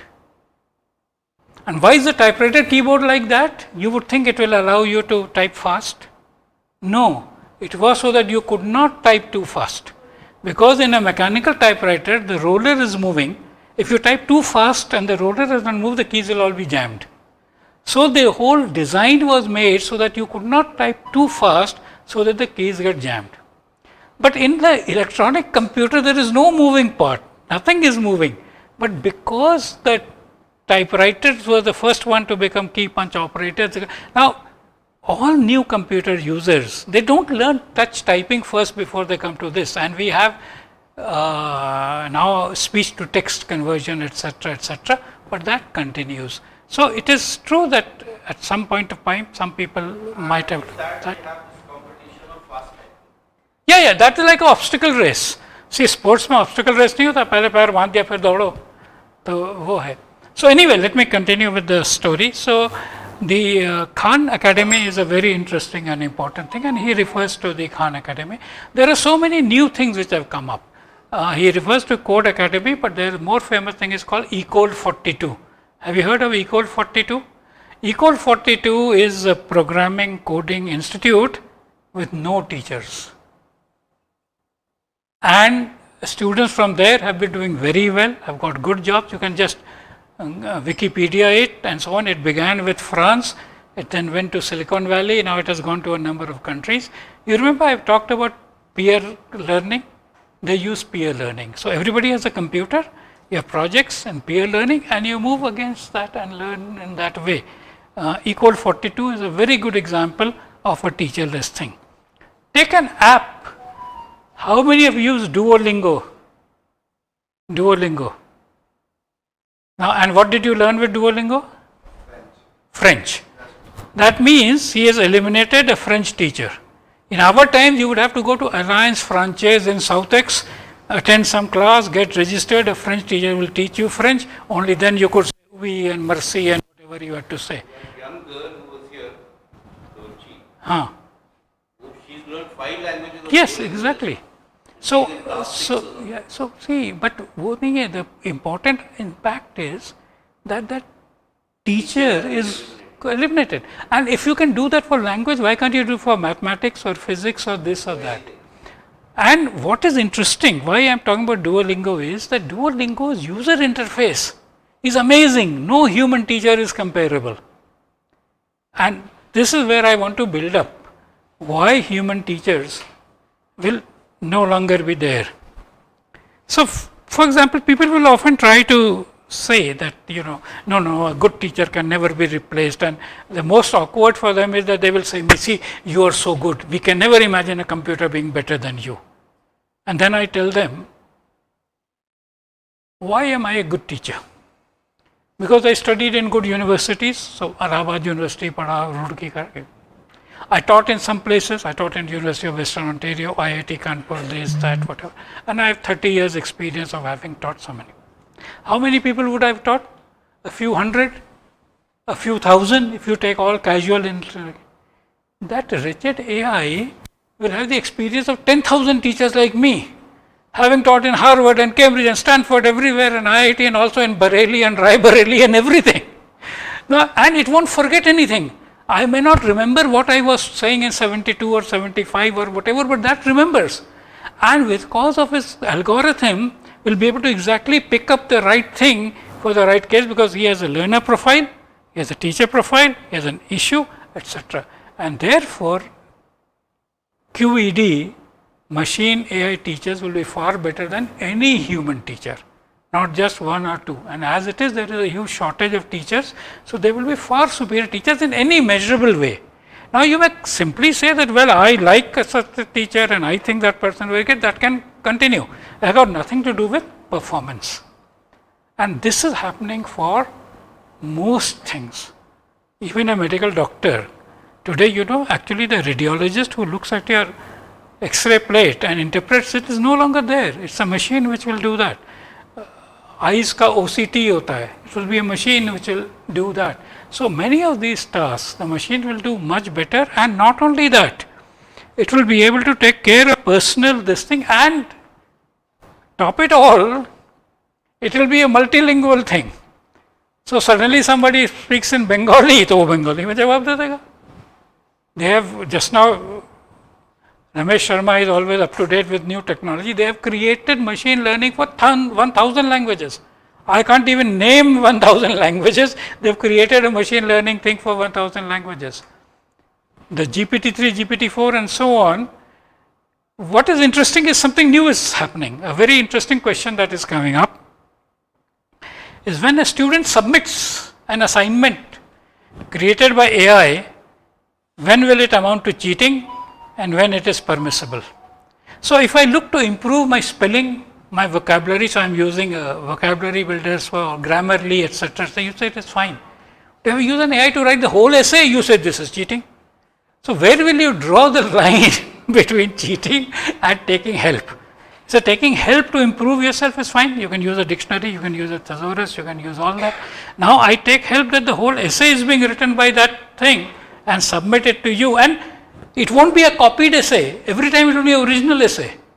So if 5 of you use the AI to create an essay on a topic, there will be 5 different original essays. They will not be the same essay copied 5 times.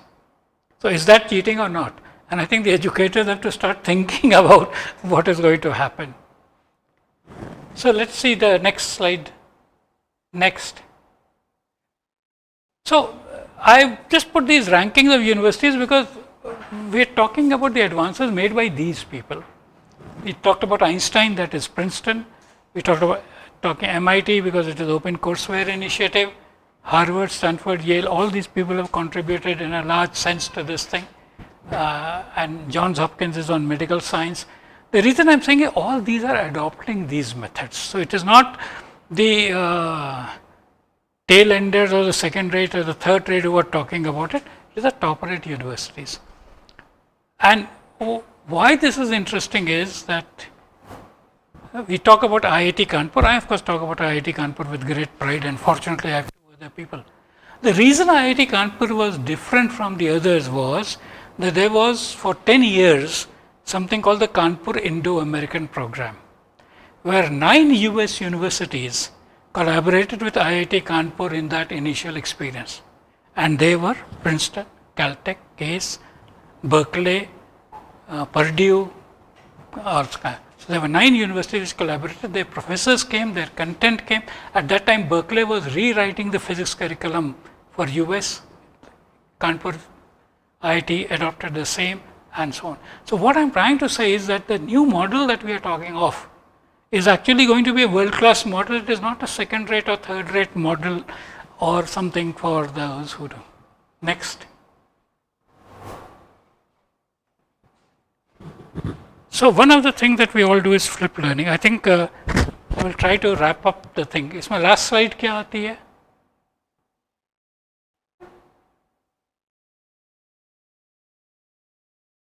Okay, so this is interesting. So you have seen me like this. This is what I was 50 years ago.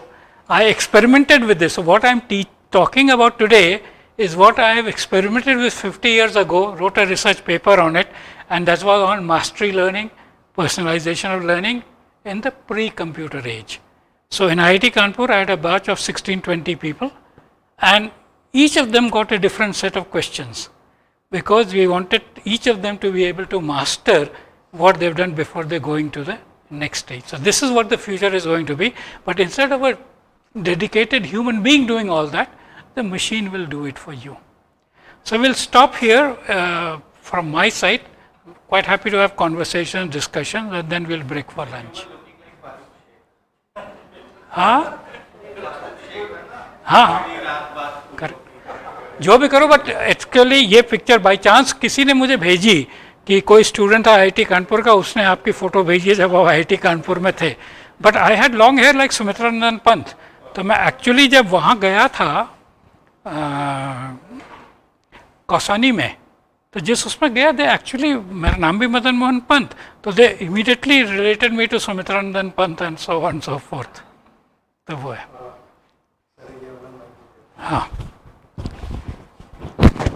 मेरी जवानी की photo हटा दी इन लोगों ने तत्काल. This is the problem. Okay, friends.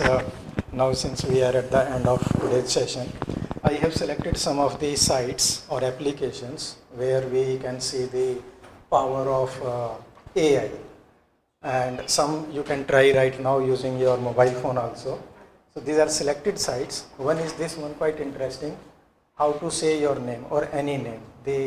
This is, I find it very useful for particularly for say like if you are participating in conference and there are some speakers whose names are not as simple like Ramesh Sharma, which anybody can pronounce correctly, but like if the name is like Bhupesh Khatri, so if you will say Khatri or Katri or Khatri or something. So this is a website, it is quite simple, that you create your login, namedrop.ai is the website, you create your ID and it will ask you to speak your name, and then it will save it as a link which you can put it in your signature file with the email, and then anybody clicks it, they can hear it, that how you speak your name. So this is one. The next please. Then this is, I want to show you because I think I have shared my experience. In fact, one of a very senior person in the world, his name is Dr. Mishra. I forgot his name. He is Mishra. He has given that TPAC model about technology, pedagogy, and he sent a message, Ramesh, तेरे को कैसे मिल गया? मैं अभी तक wait कर रहा हूँ. It is DAL-E. Yes, this one. And this is quite interesting. Yesterday I tried to tell the software that draw a photograph of Professor M.M. Pant teaching a group of academicians, and they were quite interesting. It could not identify the name, but draw the pictures. This is here we give the instruction to the software, and then it creates a photograph. And here there are two kind of impressions which are coming up. Login करना, login करके मेरा ये email ID कर दो. That some of the artists, they are saying that what will happen to us and what will happen to the creativity, but the others are supporting it. They say that it will enhance the creativity of the expression or something. So okay, rcsmook@gmail.com, and the password, anybody can see my password.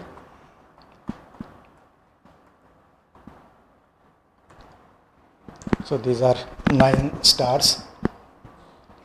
Okay, let us see. So here when you open, we type something here. So who wants to say, give some instruction? Okay, come. Think of something which this software. Yes, you. Yeah. You can tell, he will type any sentence, any imagination, something.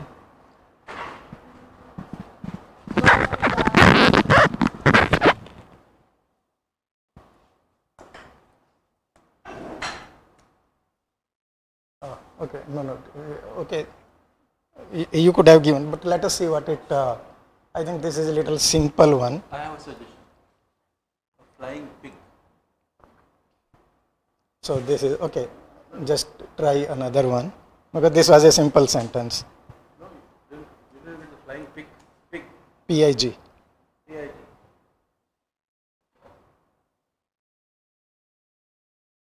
Flying pig. It is what means completing the previous command. But thank you. PIG, yes. Press enter now. Let us see. Working. Just let's see what it draws from here. So, Khushiram, जरा इसको click करना. Yeah. This is what Professor Madan Pant explaining artificial intelligence in a clubhouse to teachers when teachers discussing its implications. So these are the images which has been created by AI. ये वाला click करो. This the sentence was given that peacock dancing on a hill when it rains and lions take shelter under the tree where children smiles from the window of their homes. So it suggested me this. So one is a real looking peacock kind structure, and then so you see here this is how, and there are some other applications also means which are now available where we can give some instruction to the software and it creates. One thing here is that then what about IVR? Means sometimes whether this image is owned by me or by IBM because it is a product by OpenAI or something, then that is happening. Okay, next one is quite interesting. It is called as fakeyou.com.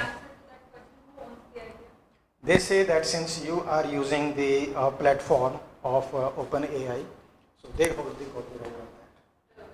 The website. It is written on that. It is for?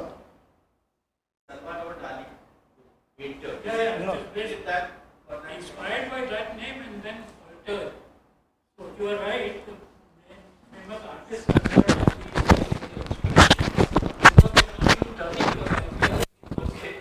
so they made it phonetically similar. And since everything electronics called E, so they were dark E. And you must all have heard about Siri, Alexa. They are obsolete now. Lambda is the most powerful conversation agent of Google currently on which they are working, and just few days ago they have released it for public as a beta test. So I think I posted that message in Learning 321. You can express your interest and get register, and then they can. It has become so much powerful that it can talk like human, and Google had to fire one of its employees because that employee said that Google is sentient. वो जिन लोगों को sentient का नहीं पता था उनको भी पता चला कि ये नई term है in which the machine thinks that machine is not a machine but machine is a human being with emotions into it. And Lambda can, you can discuss anything with it, and there are the responses are such that it look like not a machine is responding to us.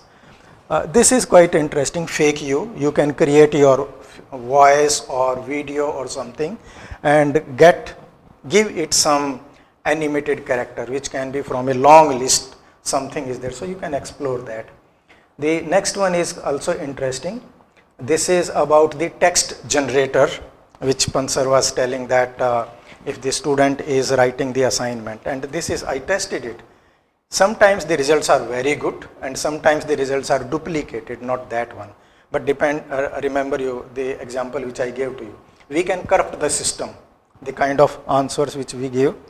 So this website is called as deepai.org /machine-learning-model/text-generator. Okay. And this site does not ask us to register.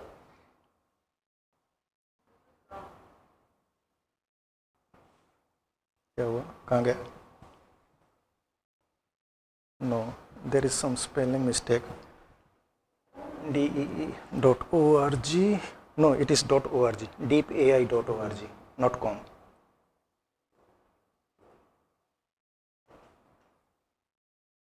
Okay. Okay, this is here. Please scroll a little bit. Yeah, you see this small box. आपके screen पे आएगा. Just write some. Okay, some text, few words.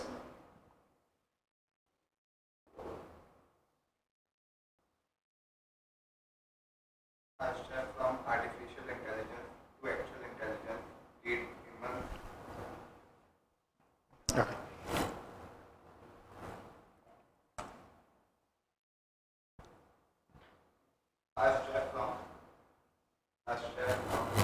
A step. Type कर दो.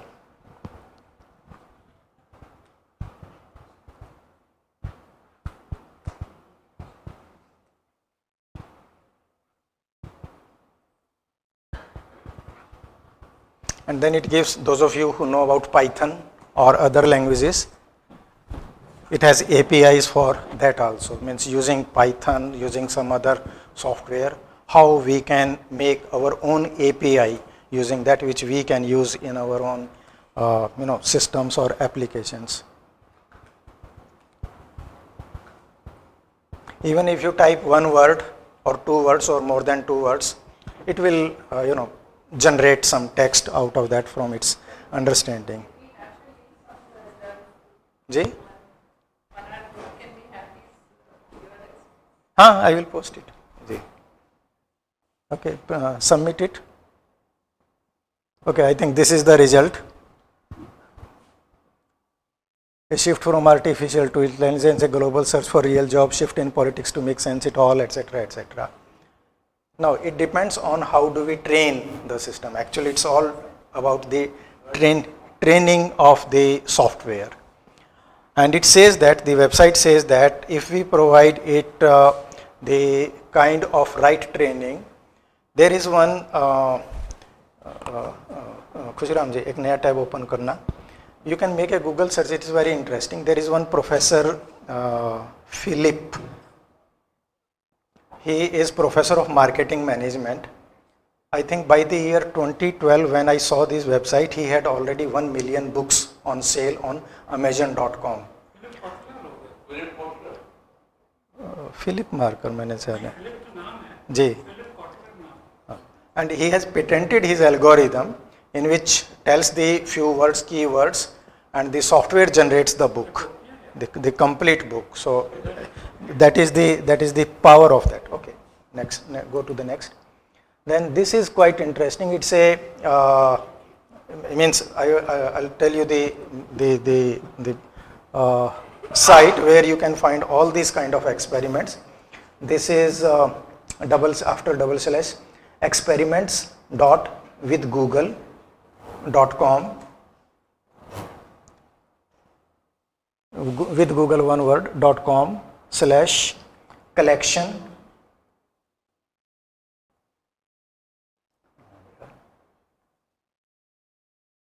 /AI. Okay, this is the measure. Here you can find the various applications which it has created. You can click on either collections, and you see here on various things like AR experiments, Android experiments, Chrome experiments, and here is the experiments in which it will show you various things on how with the help of AI we can do it. Now, interestingly, one very quick thing which we can do is, please, using your mobile phone you can do it. Type in your browser, you can do it right now. Naya tab open kar lo. https:// that is the standard. Please type quick, jo jaldi wala, quick draw, it is one word, QUICK, quick draw with Google one word .com. This is an interesting application where, okay, it says that can a neural network learn to recognize doodling. You draw anything and it will tell you that what is there. So let's draw, click on it. Okay, under 20 seconds. It is asking you to draw violin, but anyway, click and using your mouse draw anything. And I see green bean. Okay. Or blueberry. Or castle. Or eyeglasses. I see computer mouse. Or basketball. दे दीजिएगा Or links in shuttle. due course जो लोगों ने I attend see किया her. जी. Sorry, में मत डालिए। I couldn't guess it. जिन्होंने attend किया है और अब lunch के लिए break करते हैं। जी. So these are the things, and you can find one. There is, those of you, I think it is only available for Android, that application. There is one good app. It is called as Look to Speak, LOOK, Look to Speak. This application, what it says, that if you look at a text, the software will speak. So it is available on Android. You download it by going to Google Play Store, and then it will ask you to train your mobile phone. Please remember that when you train, it will ask you to look left. So please go little more to the left, outside the range of your, because it needs to follow your eye pattern. So look left, look right, and look top. And then it will generate some text. If you look at them, slowly it will, some of them will disappear finally. And the last one, which is there, then from our eye movement, it will speak. So you see, these are the initial experiments, but you can imagine the power of that. So these are some of the sites. I'll share them in our Learning 321 group. So with these, I thank all of you. And sir, okay, so let's go. For all the person's information, he has delivered a very good lecture on metaverse, and that is available on YouTube. I would suggest all of you to look at the metaverse. One of the challenge I give that when we are having next, Sorry, when I couldn't guess it.